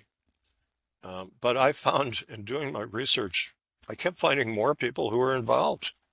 I mean, it was a lot of people, and it's hard to kill a president. You don't just, you know, it's one guy walking up to kill a president is almost impossible these days. Even back then when security wasn't as tight.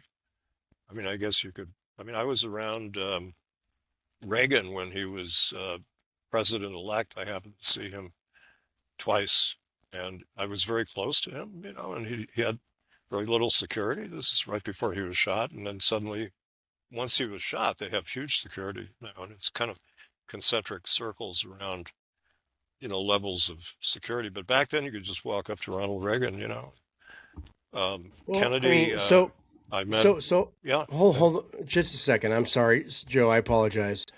So, don't you think after 1963, with the bubble top being off and them assassinating the president, right, that they would change the like whole, you know, diameter of this whole thing? I mean, why would Ronald Reagan be able to be approached, you know, by a person after John F. Kennedy got, you know, basically sniped down from an open top window Yeah. or ride in Dallas. I mean, like, I think that's Yeah, ridiculous. I've asked myself that. I mean, it happened because I was dating a woman who, I mentioned this in I Love Movies, but I thought of writing a script about this. She was kind of a Southern Belle conservative woman who I barely escaped the relationship. But anyway, she took me to her church a couple times. Ronald Reagan was a member of her church, the Bel Air Presbyterian Church. And he was there when he was president-elect. She said, look down there is Ronald Nancy Reagan, just a few rows in front of us. And then we went outside and he was getting into a car and I was standing here and he was like, 6 feet away or whatever.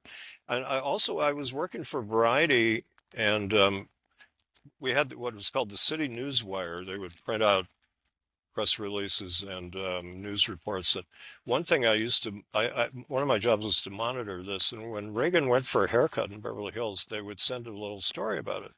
And it would say, this morning at 9:30, Ronald Reagan is going to Drucker's barbershop. And they gave the address. And, geez, they don't do that anymore. They don't tell you where the president's going to be. And the Washington Post used to have a little column every day, the president's schedule. 9:30 he's going to the barbershop, 10:30 he's going to the Smithsonian or whatever. They don't do that anymore either. But yeah, it is crazy that Reagan had so little visible security. That whole incident, I mean, we could talk for a whole show about, I don't think Hinckley shot Reagan, for example. I mean, if you look at the official White House photograph, panoramic shot of the shooting, you can see the guy in the window in the hotel with a rifle-like object pointing out the window. Judy Woodruff, who later became, I don't know if she's still doing it, but, PBS news anchor, was there covering it for ABC radio. And she reported the shot came from above, from the balcony, she said. And then in her autobiography, I looked it up, she said the shot came from ground level where Hinckley was. They changed the story. These are the reporters who were supposed to tell you the truth. But if she had written in her book, the shot came from above, she would never get the big job on PBS or whatever. That's the way it works. But Reagan was pretty exposed that day. When he walks out, if you look at it, the Secret Service give him pretty wide berth. And why did they let Hinckley stand there with a bunch of people, close to Reagan? And all kinds of things were fishy that day. And George H.W. Bush, this is another whole big story. I go into, in my book, his connections with the JFK assassination, which I discovered. I have like 35 pages on that in my book. And Bush was vice president when Reagan was shot. And some people think that he might have been involved. One thing I found, somebody leaked me a secret memo from the White House that shortly after Reagan was shot and went back to work, he had to sign a document that a committee would make the executive decisions in the executive branch. In other words, he was transferring power, in effect, to Bush. Bush was the head of the committee. So some people think it was kind of a coup that Reagan fortunately wasn't killed, but he was weakened enough politically that this committee kind of took power over executive decisions, and George Bush was the head of the committee. So there's a lot of stuff going on. There's even a story in the Washington Post actually printed this. Somebody took a shot at Bush in January of that year on a street in Washington. It's all very mysterious. And what was that about? I mean, these things are never investigated. I kept waiting for the kind of official Secret Service report on the Reagan shooting, and it never came out. There never was a report on it.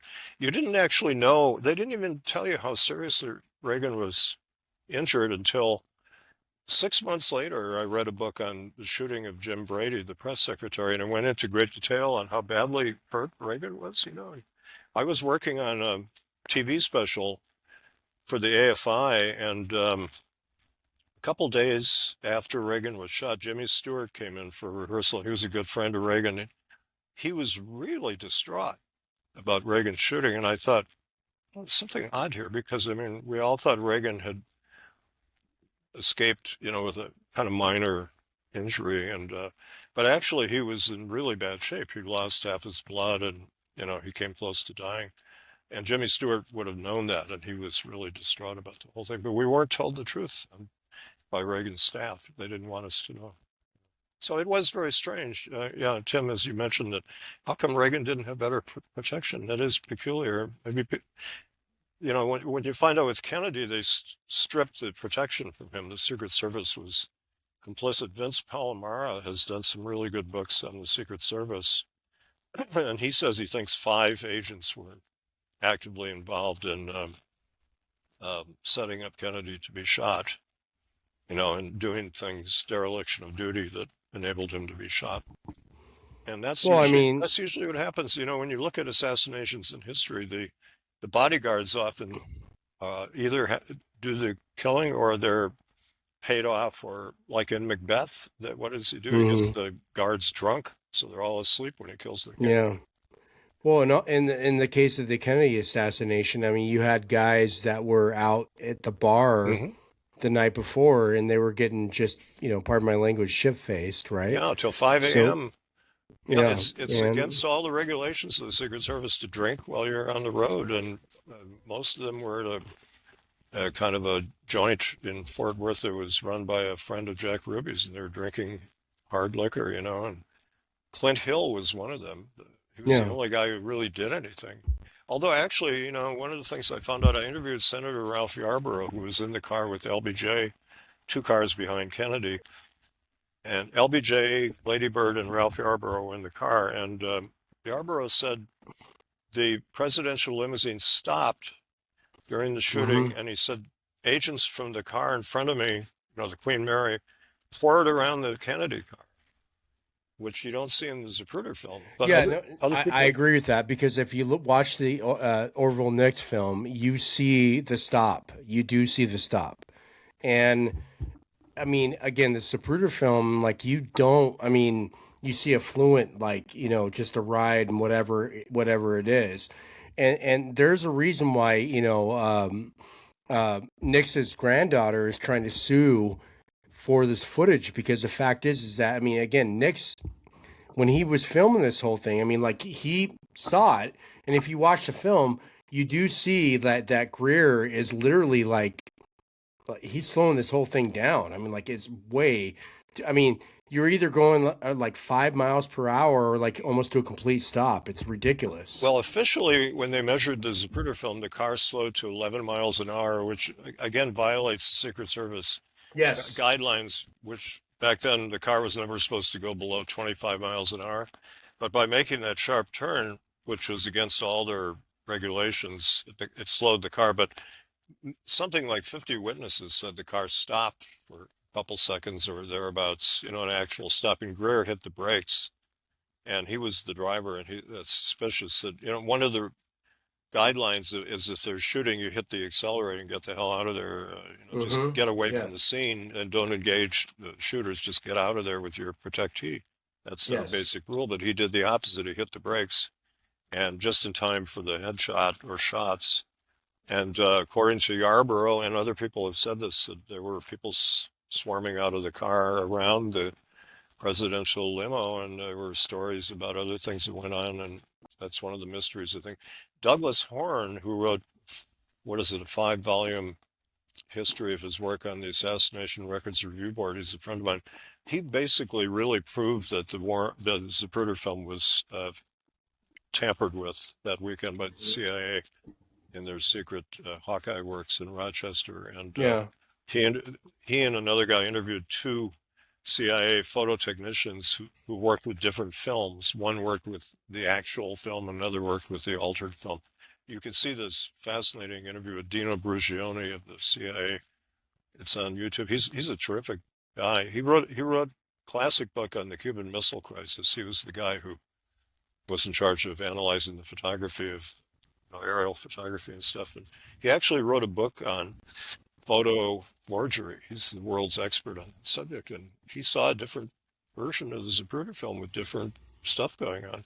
Right. And well, I was talking to a doctor. His name is Dr. Fitzgerald. He's based out of Boston, and he said basically with the trajectory of how everything is going on in that film, he believes that in Doug Horne's theory that he believes there was 2 gunshots to the head, at that particular time. And by the movement of how the body was going when this was going on. And to me, I mean, like that, there's no more clearer evidence of like triangulation of fire on this. Well, yeah, I mean, to me, I found a document.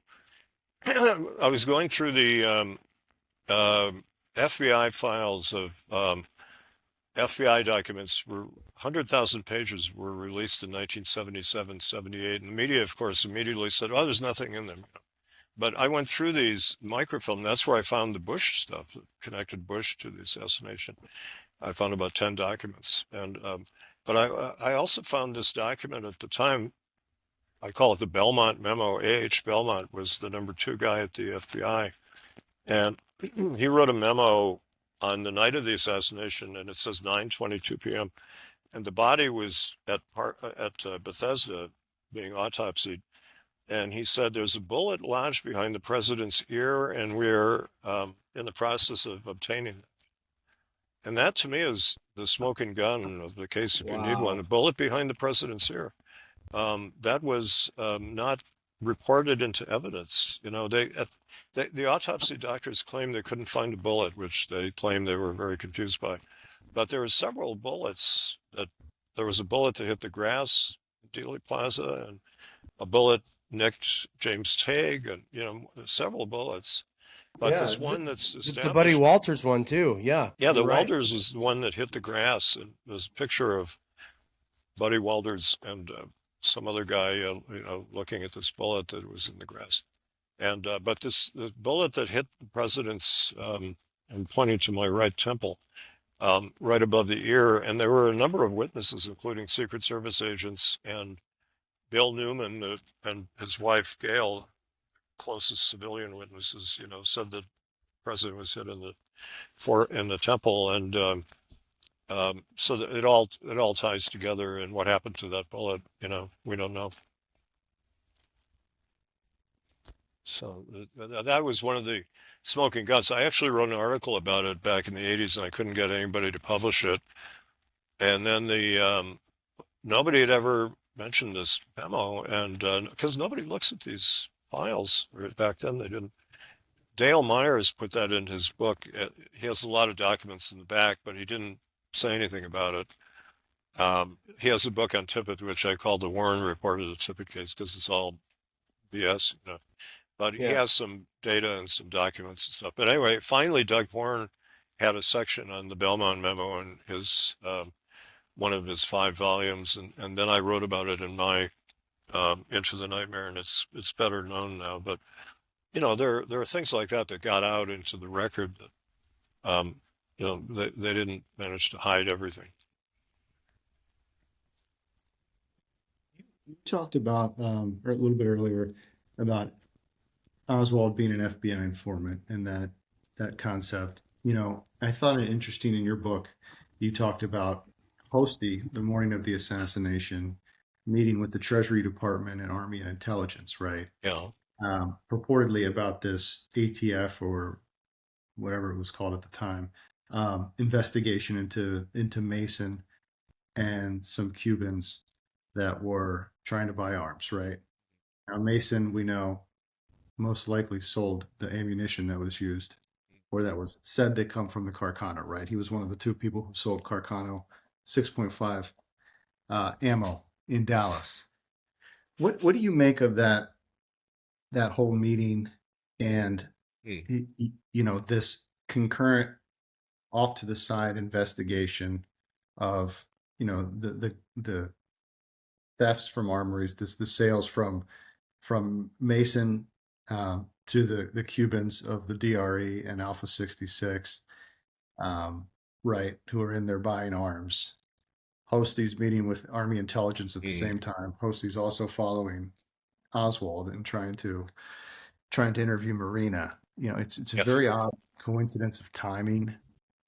Yeah, one thing, by the way, I found another document that people have mentioned, but you don't hear much about. I think it's 1954. This is in the FBI documents, or maybe I used to go to the National Archives to Xerox documents before the internet, and I found this memo, it said that, if I remember it correctly, the Marine Corps had bought something like 2 million rounds of that ammunition that the FBI discovered in the 50s. They bought 2 million rounds of that ammunition of the same kind that was allegedly in the Arcana.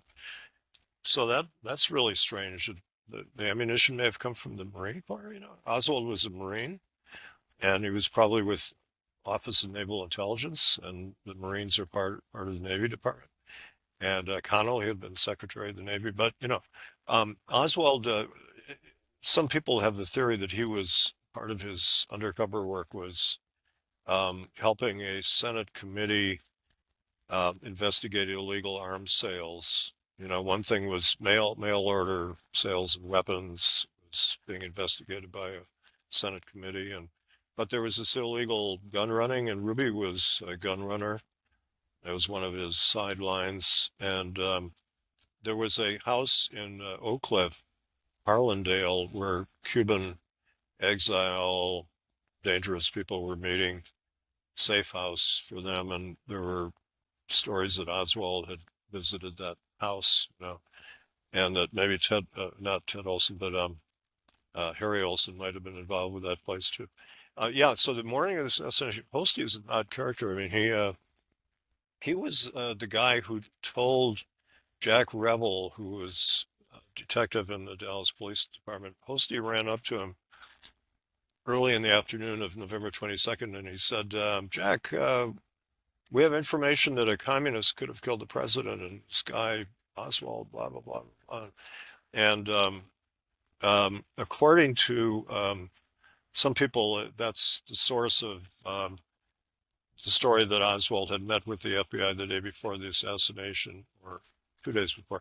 And Wade also told me, by the way, he said he had heard the same thing that Edgar Tippit heard, that he said, they told me people were hunting for Oswald, and they knew who he was.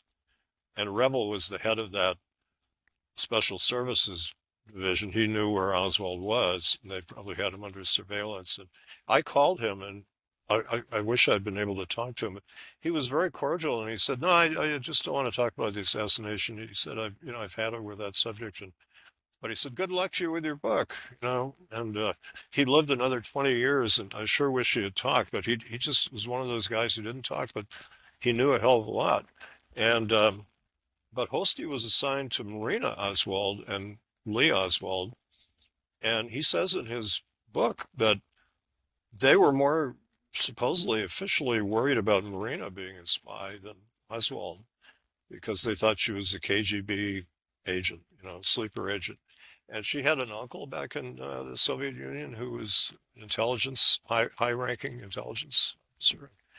There's a book by Norman Mailer and Larry Schiller, which is about Oswald in Russia, and there's a lot of garbage in there about Oswald shooting Kennedy. But one thing it says was Marina was involved in, what do they call it, being a swallow for the KGB, which is seducing, honey trap, they call it in Russia, where female agents will seduce some foreigner to get information out of him or to compromise him.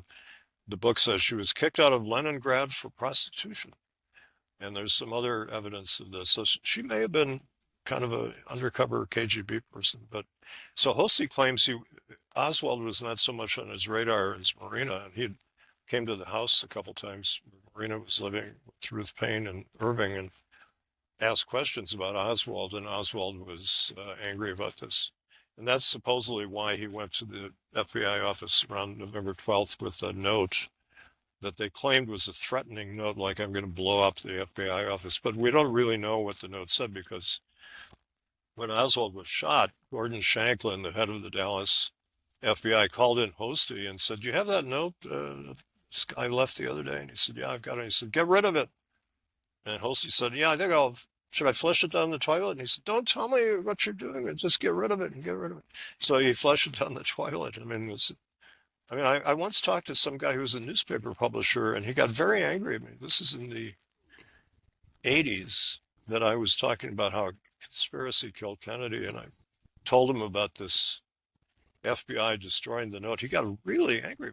This couldn't happen. The FBI wouldn't do this. And he said, how do you know this? And I said, well, Hosty said this at a congressional hearing. He admitted this at a congressional hearing. And the guy was struck dumb, like, but that's a piece of evidence that really is kind of mind-blowing. You know, the FBI would destroy a note from Oswald right after he was shot. I mean, that's something, who knows what the note said.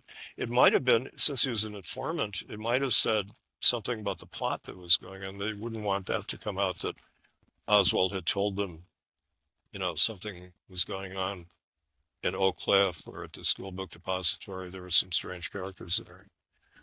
You know, Oswald was rumored to be involved with Ruby, and, you know, so the note might have had to do with that. We're joined by Joseph McBride. He is the best-selling author of Into the Nightmare, and also his latest book is called I Love Movies, But Conversations with Dennis Perry.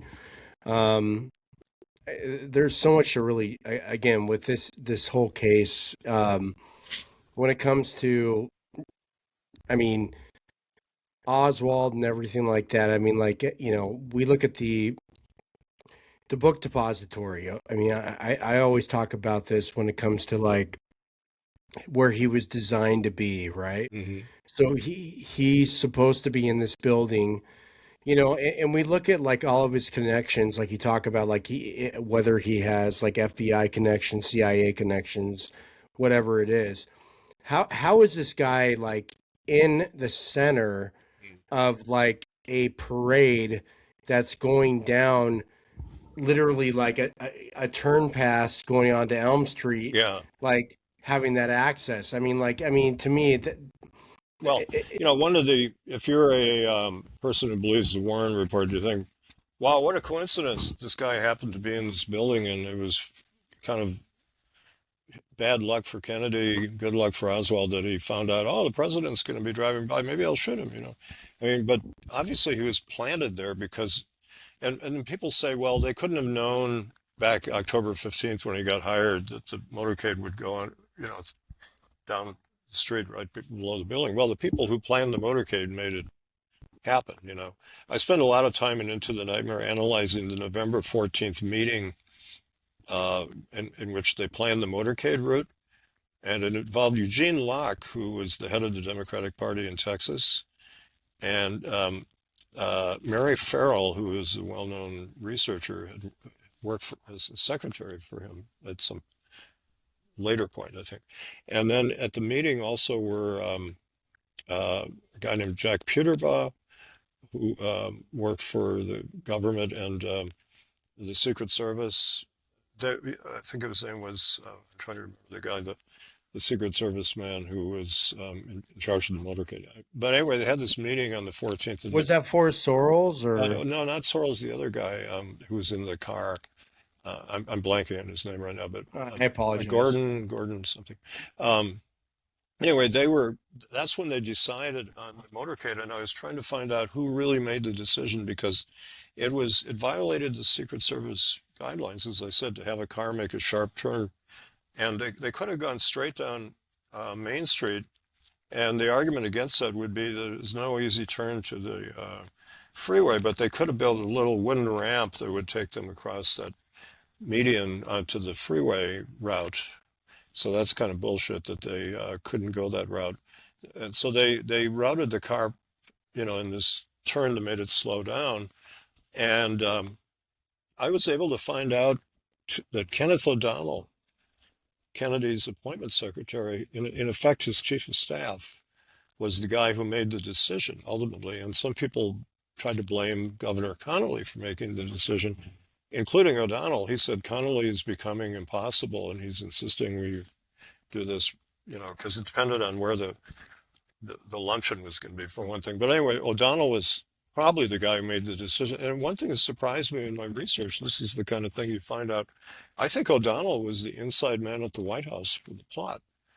And that will surprise a lot of people. And I haven't heard people pick up on that in the book, but I go into this, that he was involved in several key things. He was the guy who was in charge of stealing the body from Parkland Hospital, or I should say the coffin, because I wonder if even Kennedy was inside that coffin. That's another. I think Kennedy's body might have been taken out of the emergency room through there's a door that led through the basement out to outside, and he might have been taken out. But anyway, O'Donnell was the guy. They had this. I remember when Manchester's book came out in 1967. This really struck me that there was this altercation in the hallway at Parkland where the Secret Service stole the body, or at least the coffin, and Mrs. Kennedy was there, and there was profanity and shouting, and guys were waving guns. I mean, I found this mind-blowing to read this in 1967, and what was that about? And it took about 10 minutes, and O'Donnell was the guy who was insisting, we got to get to the airport, because the thing was that Earl Rose, the medical examiner, was saying, we have to keep the body here so I can do an autopsy. The law was if you had a homicide in Dallas that he had to do the autopsy. And he did perfect autopsies on Oswald and Tippit. And if he had done the autopsy on Kennedy at Parkland, a lot of the confusion we've had for years wouldn't have happened because he would have known exactly where the shots came from. So they had to stop him at all costs. And Manchester makes fun of Dr. Rose and attacks him and ridicules this man for trying to do his job. And it took about 10 minutes, and they got a justice of the peace on the phone. But Henry Wade, the DA, told me, oh, that was my decision to let the body go. And he made a joke of it. He said, well, the worst they could have done was $100 fine for taking the body out of Dallas, and big deal, and that was my decision. But he did say to me, he said, I made a lot of mistakes too, and that was a huge mistake. But O'Donnell was involved in a number of things. And then I remembered that in Seymour Hersh's book on Kennedy, which is somewhat kind of iffy in some ways, but there are some things in there that are well researched. And he interviewed Paul Corbin, who was a very good source. He was a political operative who worked for the Kennedys. And they had found out that O'Donnell was taking bribes, and he was stealing money, and they were investigating him. And also he was starting to badmouth Kennedy. He would sit in bars drinking and badmouth Kennedy and all this stuff. And so Kennedy and Bobby Kennedy were they didn't want to hear about this at first. And Corbin kept saying, I've got the evidence. And they said, okay, bring us the evidence. And he did. And they decided right before Kennedy left Washington that we will fire O'Donnell on Monday when the president gets back to D.C. O'Donnell was about to be fired, just like Johnson was about to be exposed by Life magazine. Johnson really had to become president real fast to stay out of jail because Life magazine had a task force of 8 or 10 reporters who were doing a big investigation of his crooked finances, and the Bobby Baker scandal was going on, and Life had done a couple of articles about it, and they were going to run a big article in that Friday's Life magazine about Johnson's crookedness. And right at the time of the assassination also, there was a man, Don Reynolds, who was an insurance man who had been told by Johnson to give him a bribe, and he objected to it, and he was giving the information to a Senate subcommittee. He was giving them documents and stuff right at the time of the shooting. And they didn't interrupt the hearing because they wanted him to keep talking. And so after he had provided the evidence, they said, the president was shot. And the investigation kind of ground to a halt, although there was a Republican senator who wanted to keep investigating LBJ, who was a complete crook, But Johnson was really in danger of going to jail. First of all, to be thrown off the ticket, but then prosecuted, And so I think Johnson and O'Donnell were obviously involved, and they had motives to want to get rid of Kennedy very quickly. That weekend was, when I interviewed Yarborough, I asked him a question I don't think anybody else had ever said. I asked him, I said, what was Johnson's demeanor during the motorcade? And he said, well, it was very strange because all the way from the airport, he said Johnson was sitting there very quietly and he wasn't waving or anything like you do in a motorcade. And Yarborough, you see pictures of him smiling and waving at the crowds. And he said to Johnson, hey, these people are happy to see you, wave at them. And Johnson would just sit there. And Yarborough thought this was very odd. And I said, what did you think was going on? He said, Well, I thought it was because of the Don Reynolds situation, but he said that I didn't know about that at the time, but I think in retrospect, he was really worried about Don Reynolds testifying at that moment. And Ken Jones, who is a great Texas Maverick journalist who was a mentor of mine, he used to say Johnson was the only guy in the motorcade who ducked shots were fired. If you look at the Altgen's photograph, Johnson's head is like not visible in the shot, and Lady Bird is smiling, and Yarborough is smiling, and so I said to Yarborough, what was Johnson doing at the time of the shots? And he said, he was leaning forward. He said, in between the front seat, there was a gap. There was the driver who was a highway patrolman, and then there was Rufus Youngblood, the Secret Service agent, was in the right seat. And in between was this gap, where the transmission was and everything. And he said, Youngblood had a walkie-talkie on. You can see it in some photos. Very big walkie-talkie in those days, over his shoulder with a strap. And they were listening to the radio, and Johnson was leaning over listening to the radio, which also conveniently shielded him from shots. And there were two different transmissions going on. One was internally in the motorcade, so all the cars could communicate. And the other one connected the motorcade to the White House Situation Room. And at the Sheraton Hotel, the Secret Service had their communications center.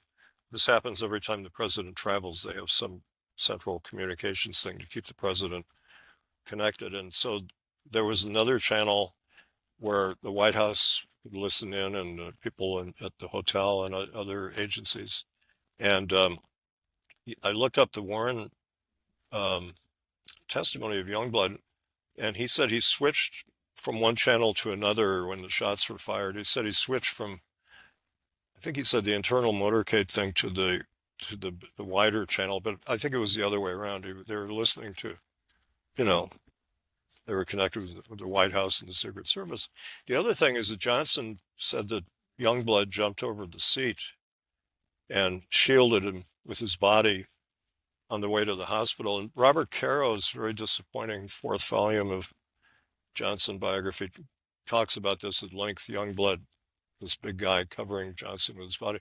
And Yarborough said that didn't happen. That was complete bullshit by Johnson. He said, I was in the back seat with Lady Bird and Johnson. There wasn't room for a large man in the back seat. He said he stayed in the seat all the way through, and Johnson just made this up. And then if you look at Youngblood's testimony, they say, did you jump over the seat? And he says, well, the vice president says that, so I guess I did, or something, an interesting way to get around it. But Youngblood got a medal from Johnson for this, and he was appointed, I think he became head of the Secret Service detail after a while, this act of heroism that didn't happen, But Johnson that's why he was leaning over. He just behaved very oddly in the motorcade, and he was preoccupied. That tells you so. Probably knew it was going to happen. The more you research this case, I remember when I was younger, when people would say they thought Johnson was involved, I used to get really upset. I think because the whole idea of a vice president being involved in the murder of the president so he could take power was really troubling. But the more I study this case, it's really obvious. It's so obvious that Johnson was involved. Who else could have controlled the autopsy, for example? It was the military was involved in the autopsy and a lot of other things. Johnson had the power over the military once he became president. And he also controlled the Dallas police. He had Cliff Carter, who was one of his top aides, call the Dallas police that night and say, do not charge Oswald with being part of a communist conspiracy. Bill Alexander, who you mentioned, who I actually tried to interview, I got a brief interview with him. He was a very volatile guy, and he talked to me for a while, but then he got really angry at me. But he was going to file on Oswald that night as part of a communist conspiracy, and Henry Wade told me this too. He had to fire Alexander because he publicly said that Earl Warren should be hanged, and that was going too far even for Texas.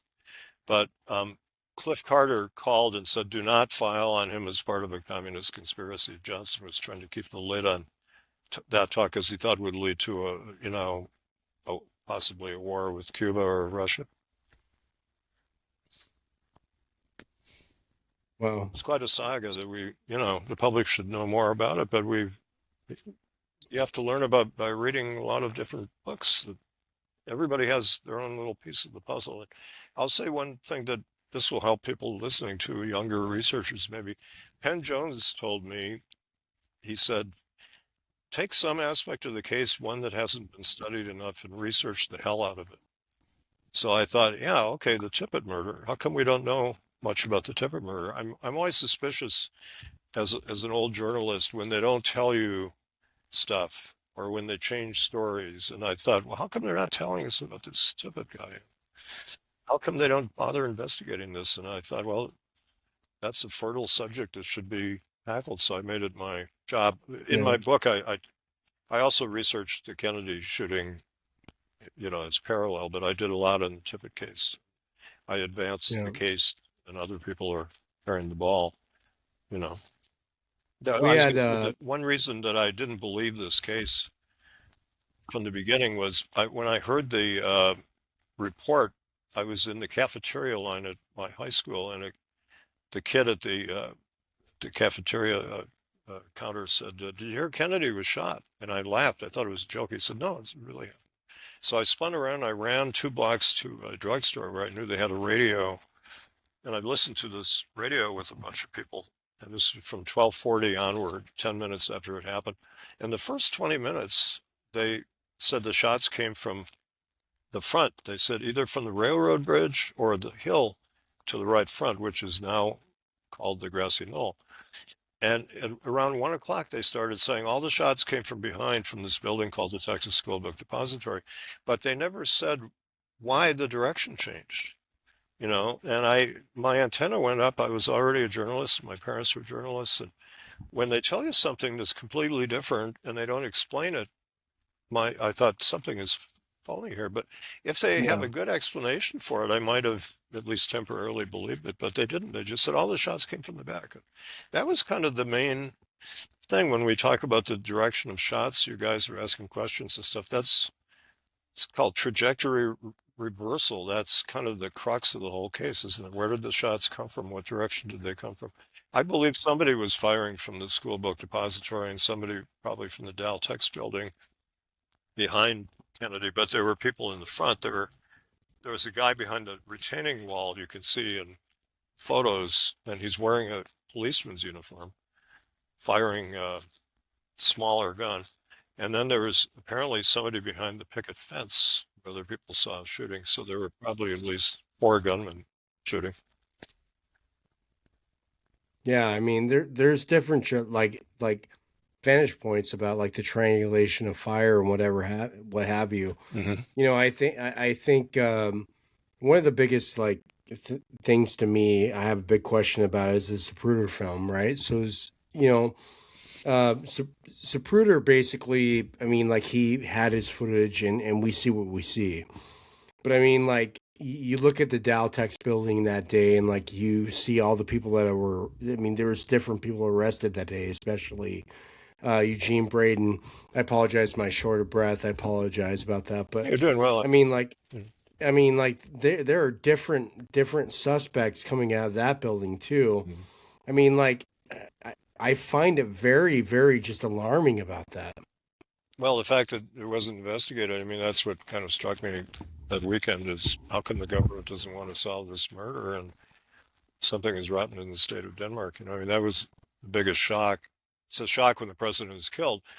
Although I wasn't totally shocked, I have to admit, because I wrote a short story about his assassination in October 1961 when I was a freshman in high school called The Plot Against a Country. I knew it would be a plot. And the reason I wrote that, I think, was because when I worked for him as a volunteer in 1960, I was chatted with him at a very small event at which he came with 1 aide and 1 reporter, and that's it. There was no security, and we were all standing around talking to the president, I mean, to the senator. And then I met him at a big campaign rally you see in the movie Primary, downtown Milwaukee. 3,000 people were at this event, and he was, I got to go up and get his autograph and talk to him in this line. And I didn't see any obvious security. And when you look at the film, you see a couple policemen standing around, but it was very loose security. And I was concerned about his security. So I wrote this short story, I think, and I was into the Lincoln assassination as a kid too, and I kind of knew what happens. An assassination would probably be a plot of some kind, and I wrote about the autopsy and things like that, although the plot was kind of childish. It was the murder method I stole from a Superman comic book, and I blame the East German communists because I was still a Catholic school kid and was taught that the commies were godless, atheist, evil people. But at least I had sense that it was, inside plot. So I wrote the story. So when he was shot, I mean, that's, I think, why I reacted so instinctively, like get to the news source right away. And that's really important. If anything bad happens, turn on the TV right away, turn on the radio. Barry Levinson, who directed Wag the Dog, which is an interesting film Yeah, about how great film. they create this fake incident to justify a war. And he said within, I think, this film was in the late 90s, and he said it would take something like an hour and a half or 2 hours to put together a fake video showing anything, and put it on TV. But now they could do it a lot faster, So, I mean, we see a lot of fakes on YouTube and Facebook and everything, and the New York Times and other places report on these fakes, like the current war in Iran. There are fakes coming out of that war, and so it's hard to believe what you see, and you have to. I used to teach courses on media criticism, which I've kind of been interested in my whole life. That I tell students you can't get your information just from one source. You have to have multiple sources of different kinds and be open, have an open mind, and I remember when my son was like 11, I came in one day and he was watching Fox News, and I kind of teased him. He said, no, I want to know what they're talking about. And he said an interesting thing then. He said, they predict the future. And I said, what do you mean by that? And he said, well, when they start talking about a country where there's going to be trouble, about a week later it happens, because they have good sources in the right-wing military milieu. He was right. And but like during the Gulf War back in the 90s, people said, how do you know all this stuff? And it's because I read these little items in faraway places, and I would read the British press because the American press wasn't telling the truth. The same thing in the early 2000s during the Iraq and Afghanistan wars. The American media were pretty muzzled, and you had to read the Guardian and the Independent and places like that. And now if something happens, like if there's an incident in some city, you can look up the newspaper for that city and find out more information, and you start piecing things together and finding little stories that, the story on page 20 or whatever. There's a great book called Buried by the Times by Laurel Leff. It's about how the New York Times covered up the Holocaust when it was happening, which is really shameful. They didn't really cover it properly. And, she said it was mentioned occasionally on the inside, but to make a story important, they have to put it on the front page, big headline, big story. But in June of 1941, she said on page 20, I think it was, there was a story about that long, and it said something like, reports are coming out of Europe that 2 million Jews have been killed in recent months, which was true. But nobody took it seriously because the Times stuck it inside the paper, and that kind of meant that they didn't really believe the reports, and so their stories came out about the Holocaust, but people didn't know about it or believe it. I talked to Frank Capra, who I did a biography of, and he was in the Army, and he had the top security clearance, and he said he didn't believe in the Holocaust until he saw the newsreels in April 1945. And I thought, oh, that's really strange, because he had access to secret newsreels, and yet he didn't believe it. And people were part of what Laurel Leff and another scholar, Deborah Lipstadt, say.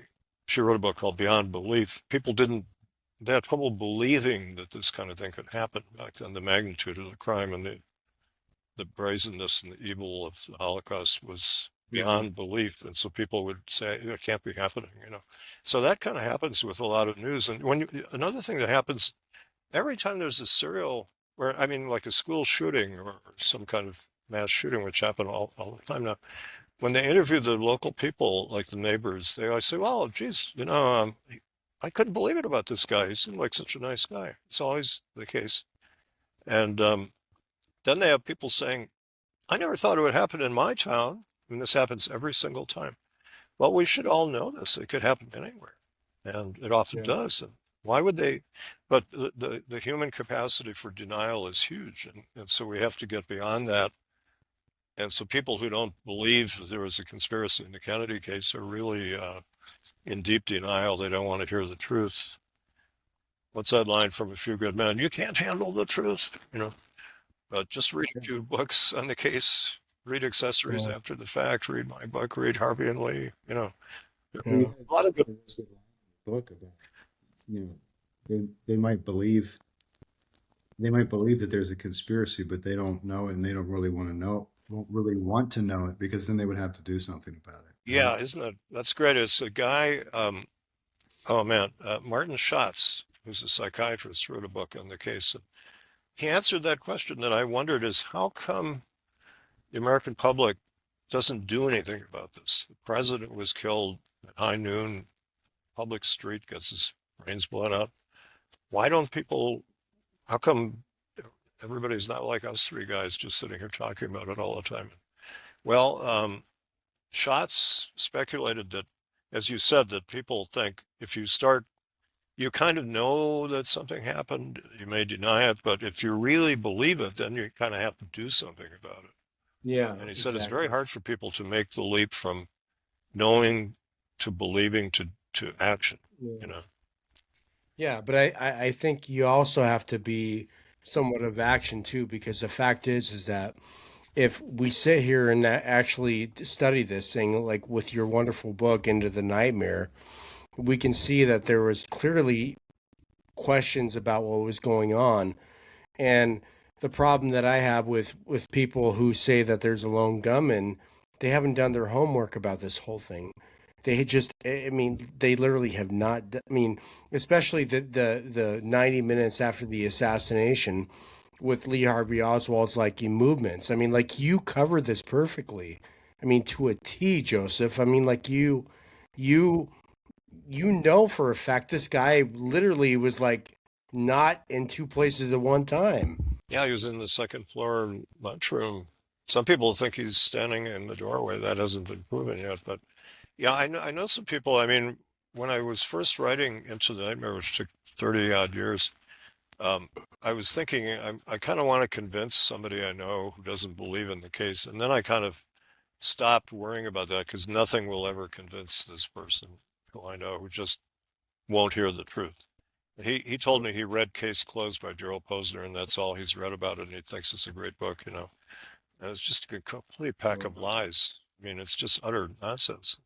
Yeah. And when you just start looking at some of the facts, I mean, the whole story falls apart very quickly. Actually, one thing I do Into the Nightmare, pointing out that the Warren report has, I think, 8 proofs, they call them, that Oswald killed Kennedy. That's all it boils down to is 8 proofs.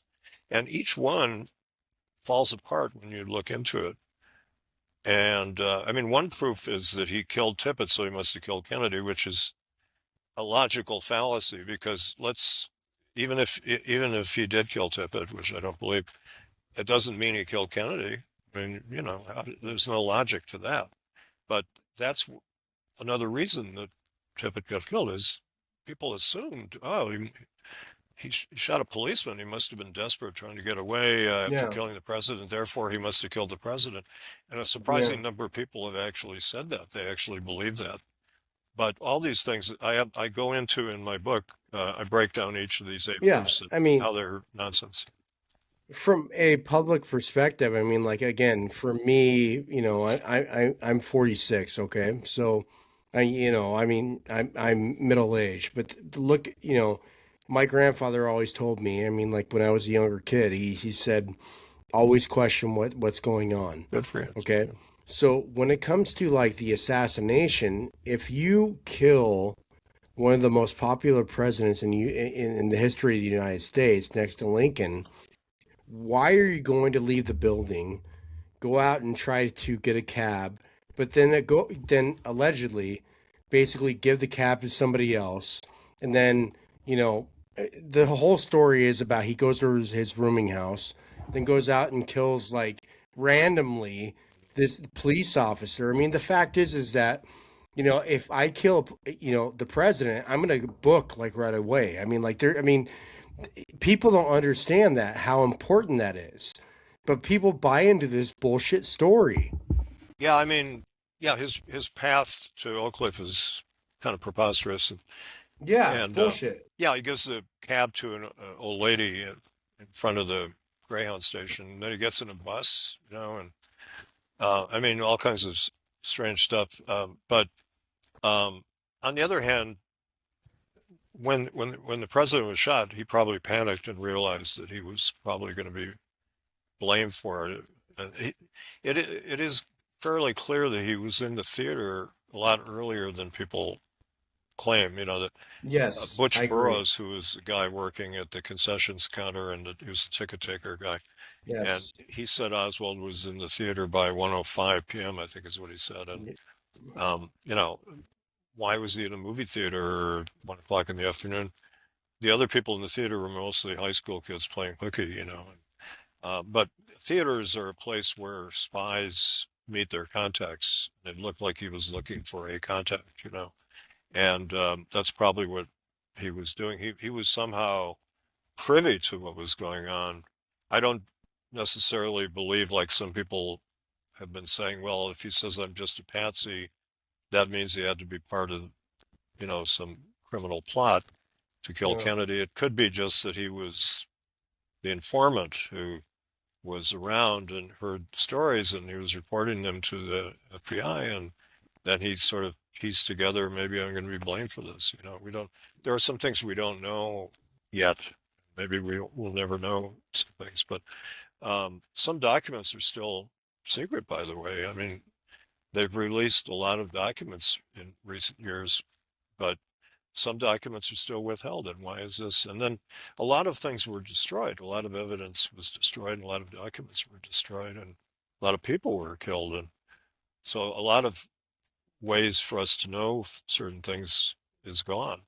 Very few people alive today who can talk about it. Marina Oswald is still around, but she's given such different stories over the years that her credibility is worthless. But Yeah. And yeah. and I always thought about like Bill Wesley Frazier, right? Hmm. So like he's the guy that actually gets interrogated by Captain Fritz, Yeah. okay? And he's basically saying like, okay, so you need to sign this like, you were associated with this whole thing. Hmm. And what Frazier's like, this is bullshit, whatever.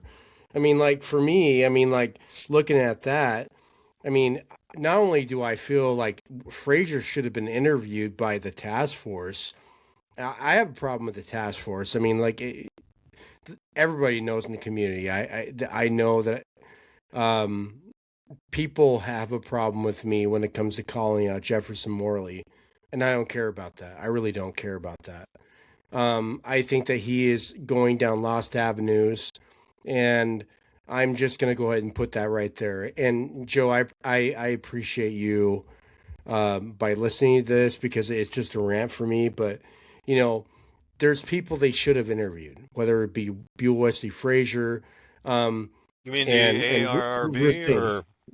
No. In this current task force, I mean, Oh, you mean Luna's committee? Yeah, yeah, yeah. exactly. They Fraser's should still they around. Yeah, I met him briefly yeah, once. yeah. Yeah, But they should have put Ruth Payne up there before she died too. yeah. And so that's my thing is that you have certain people that are here while they're still alive and they're like in their late 80s, early 90s, and you know, you don't have much time left. I mean, we interviewed Tosh Plumley like a couple of episodes ago.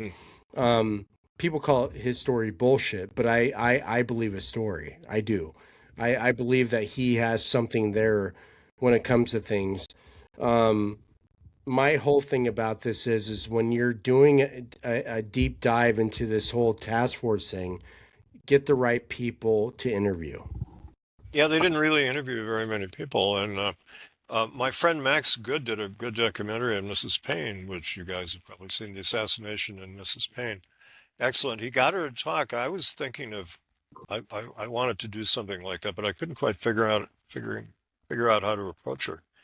I saw her give a talk once in public, and she said, I have a test of people when they call up and say, I want to talk to you. She says, what do you think of the Walker note? You know, this was allegedly the note that Oswald wrote to Marina as he was about to shoot at General Walker, which he didn't do. And she found this document in a book some days after the assassination, conveniently found this document. It's a fake, you know. And so I would have said, well, I don't believe that document, that she wouldn't have talked to me. So I couldn't figure out how to approach her.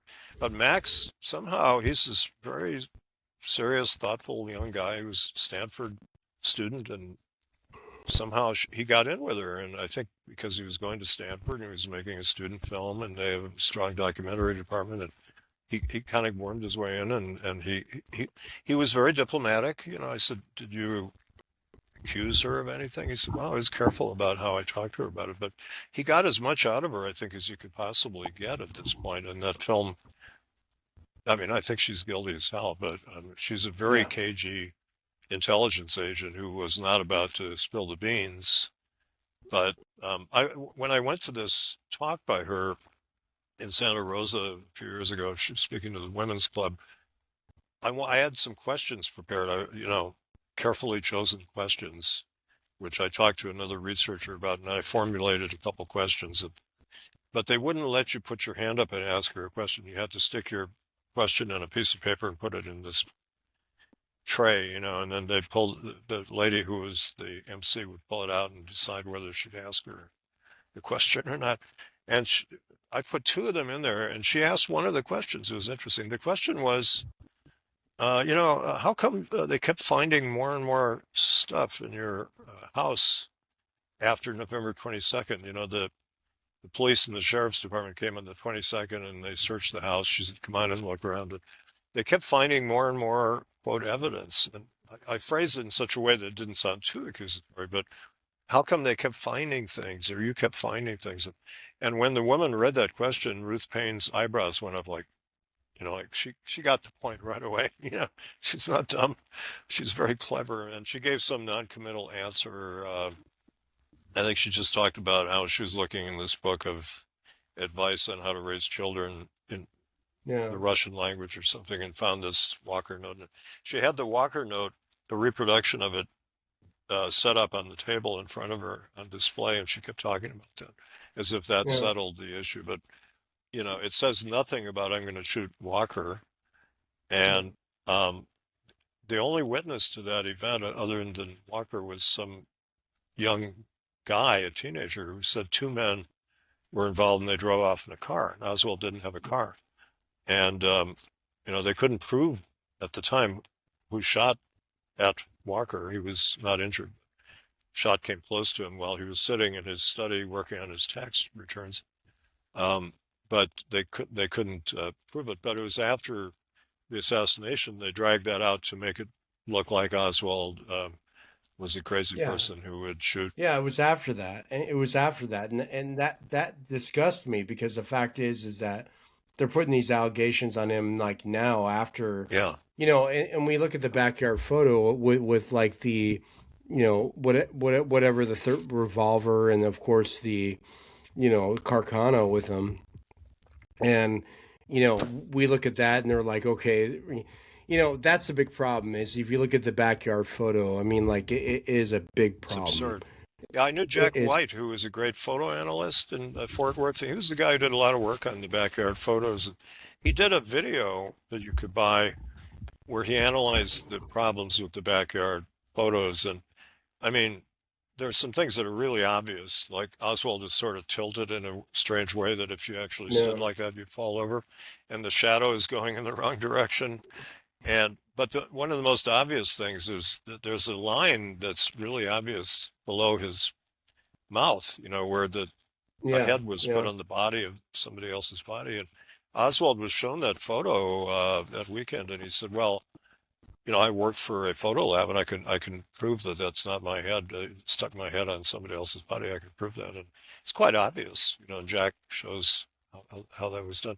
And then when they opened the Dallas City police records, I went down to Dallas and looked through them and found this strange photo that has appeared on the internet recently of there's a cutout of somebody, in that position holding these Yeah. items, these two guns. I guess he was holding a newspaper and a gun. There are a couple different pictures, but there's a cutout, like intermediate stage of a photo fakery thing that they were putting together in the photo lab there at the police Yeah. department. I mean, that whole thing is ridiculous, but it was on the cover of Life magazine, and it helped sell public the Yeah. fact that Oswald, see, if he shot at both Walker and Kennedy, he had to Yeah. be crazy because Walker is a far right guy who Kennedy fired, and Kennedy was a liberal. I mean, it doesn't make any sense, but it just shows what a madman he was, supposedly. Yeah. We talk about Life magazine real quick. I mean, like we talk about Luce meeting with allegedly William Harvey, months prior to the assassination. And I find it odd that like right away they were able to obtain like photos of the Oswald, like, pose and all that stuff. To me, I think that's crazy. I think also his background and everything. I mean, like Prouty actually did a really good job framing this on the JFK film. He said basically like, they had this within like hours after the assassination, framing this guy. Yeah, I I mean, spent a lot of time, in my book, Political Truth, which is partly about the media framing Oswald. Um, you know, I mean, we all know that they bought the Zapruder film very quickly and yeah, covered that up and manipulated footage, et cetera, with the help of the CIA. But the key guy there was C.D. Jackson, the publisher of Life magazine. He yeah, was a guy who was highly placed intelligence officer in World War II. And he then went on to become President Eisenhower's head of intelligence when Eisenhower was in the White House. And then he goes to Life magazine, becomes publisher. He went back and forth between the government and Life magazine, which a lot of people did that kind of thing in those days. But Jackson was the guy who bought the Zapruder film and was in charge of the first issues. And but one of the things that really surprised me, I guess, I mean, over the years, I was piecing this together, was not only did the media lie about the assassination, but some of them were involved in it before it happened. I mean, this is amazing to me. I mean, Dan Rather, for example, I did a thing, you could look it up online. I did a little video called Political Truth, which is in Leno Sanik's good series, 50 Reasons for 50 Years. He had 50 short videos on aspects of the case, and I did one. It's sort of like a real condensed version of my book, Political Truth, which I wrote later. But anyway, I quoted Dan Rather's, he wrote a couple of books, autobiographies, and one of them said, he said, I convinced CBS to get 5 complete camera crews following Kennedy around Texas. And each network, there were 3 main networks at the time, and each one had a camera crew, which was a cameraman, a producer, and a reporter, basically. But Dan Rather convinced CBS to have 5 camera crews following Kennedy. What the heck is that about? And then he says, I didn't know what would happen, but I thought we were prepared for anything, as prepared as an army could be going on the road or something like that. But he said if there was an incident, a lot of people thought there might be some embarrassing or possibly dangerous incident happening. So it's not totally far-fetched, but it is awfully suspicious that he had 5 camera crews. And he happened to be the guy who saw the Zapruder film and ran to the station and described it on television. And people thought he was lying, but now people think he probably had seen the original Zapruder film before it was altered, because his description does not match the film that we have now. But also he told so many different stories about where he was when the shots took place. There's a really interesting manuscript called The Rather Narrative, which has never been published, but it's this interesting book about Dan Rather and all the suspicious things that he got involved in. And one of them was the guy was trying to figure out where was Dan Rather when the shots were fired. He claimed he was on the other side of the overpass. There was a kind of a grassy area there where a few people were standing. But a photo came out in 1988. I was down in Dallas. I think it was 88. A guy named McIntyre had taken a photo at that point, and there's no Dan Rather in that picture. So where is Dan Rather? And so I did some investigating myself. As far as I could tell, Robert Pierpoint, who was a respected CBS guy, said that Dan Rather was at the trademark waiting for the president to arrive. Some people thought the president would be shot at the trademark too. That was another suspicion. But Dan Rather claimed that he was right over the overpass and he heard commotion. He ran there and he saw this crazy stuff going on. And then he kept running to the local CBS affiliate and got on the air. He was on the air by about 1 o'clock, and he was one of the first people who said shots came from the school book depository, et cetera, et cetera.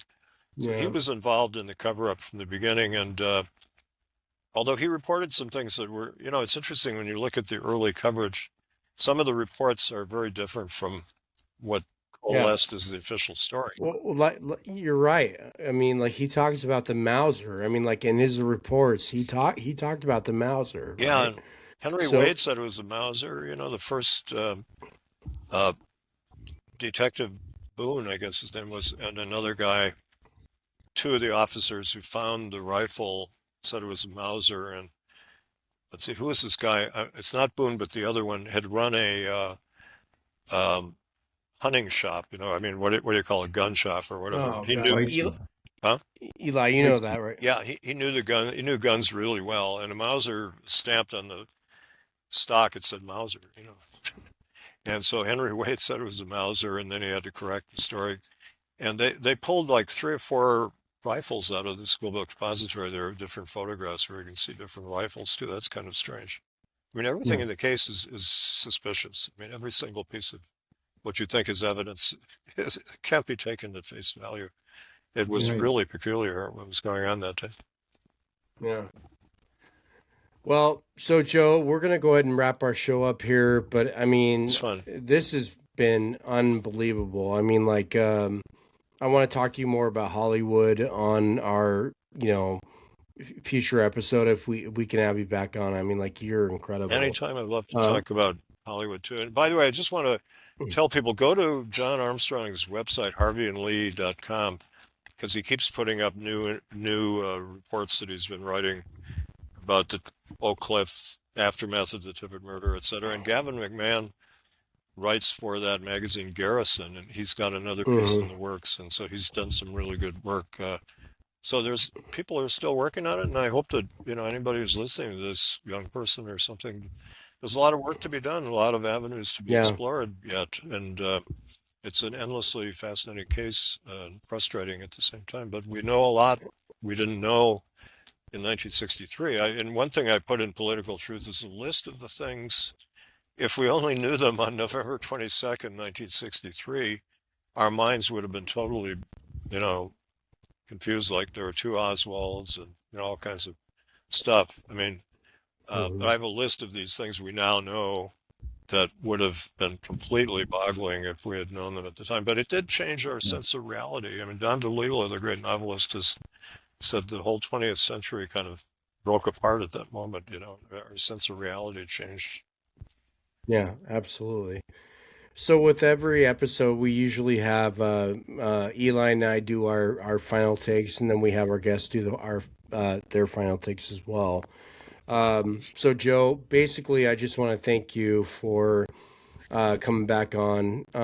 You're partially responsible for our show actually getting the views that we get, and we're so grateful to you for sharing and just caring about our program and everything that you've done with our program. We wouldn't be here where we are. I mean, like we're still not where we want to be, but I mean, without you, man, I mean, like you took a chance on us, so I want to thank you so much. And again, thank you for being on our show. It's nice to hear, and thank you for giving me the time to talk. It's a pleasure to be able to talk freely on the internet and talk to people who are interested. You guys are really knowledgeable. I mean, your questions are very sharp, so I appreciate that. Thanks, Joe. I just wanted to share with the audience a line from your book that I think holds very true still today. It's so important to understand that one of the primary means of immobilizing the American people politically is to hold them in a state of confusion in which anything can be believed, but nothing can be known. Nothing of significance, that is. Yeah. That's Dr. Schatz, I that, believe, who wrote that. Yeah. Okay. Yeah. So regardless, I think that's, that could describe right now, right? Yeah. And I mean, every day you read a lot of nonsense about what's going on in the world. When there's a war going on or episodes of violence or things like the Epstein case. I mean, when you study the assassination, it helps educate you on how to suspend your disbelief, or to try to understand what's happening. We don't always know right away what's going on. Sometimes it takes years to find out the truth of some of these things that are going on. But there's an old saying in war, truth is the first casualty. That always happens in wartime, that you can't believe.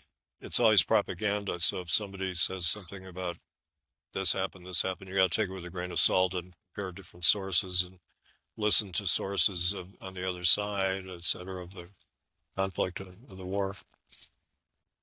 But Dr. Schatz, I'd recommend his book. It's called History Will Not Absolve Us. It's a very good book. Martin Schatz.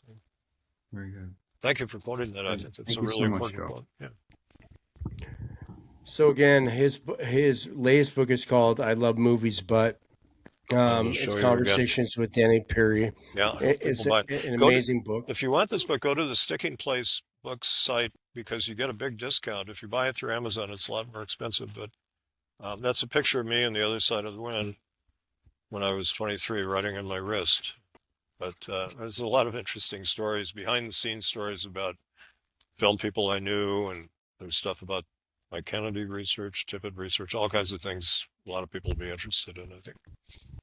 Yeah, well, Joe, thank you again. I mean, again, taking a chance on our show, and just, I mean, you're a legend to us, and we appreciate you. And again, please do go to Amazon.com and pick up Into the Nightmare, and of course, I Love Movies. But any last words, Joe? Well, I hope you get better with your COVID. I'm glad you're kind of doing sort of okay, but it's a tough thing to have. I had a it's just it's still clogging up. I feel like a New Yorker, except I'm out here in Portland, but usually I'm more clear. But you're in your basement, I guess, huh?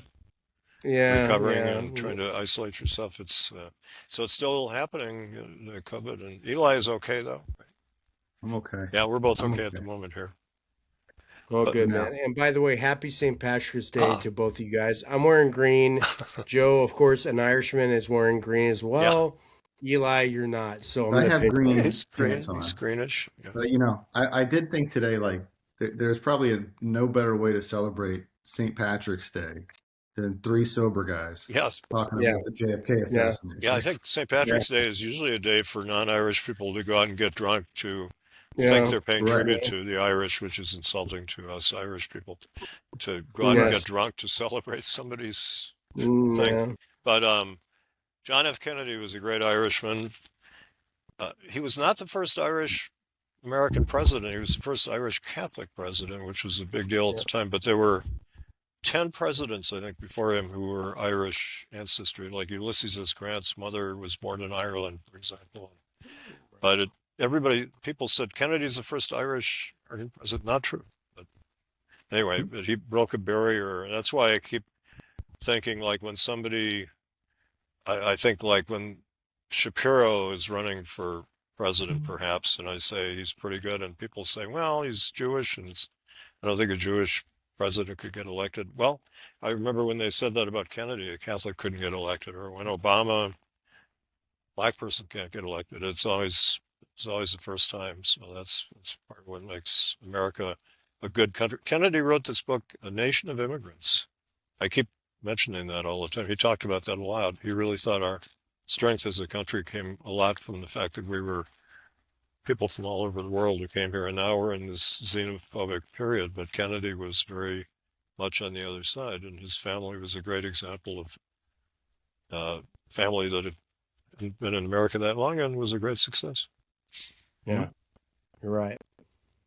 And again, you can buy his book on Amazon.com, which is called I Love Movies, or Into the Nightmare.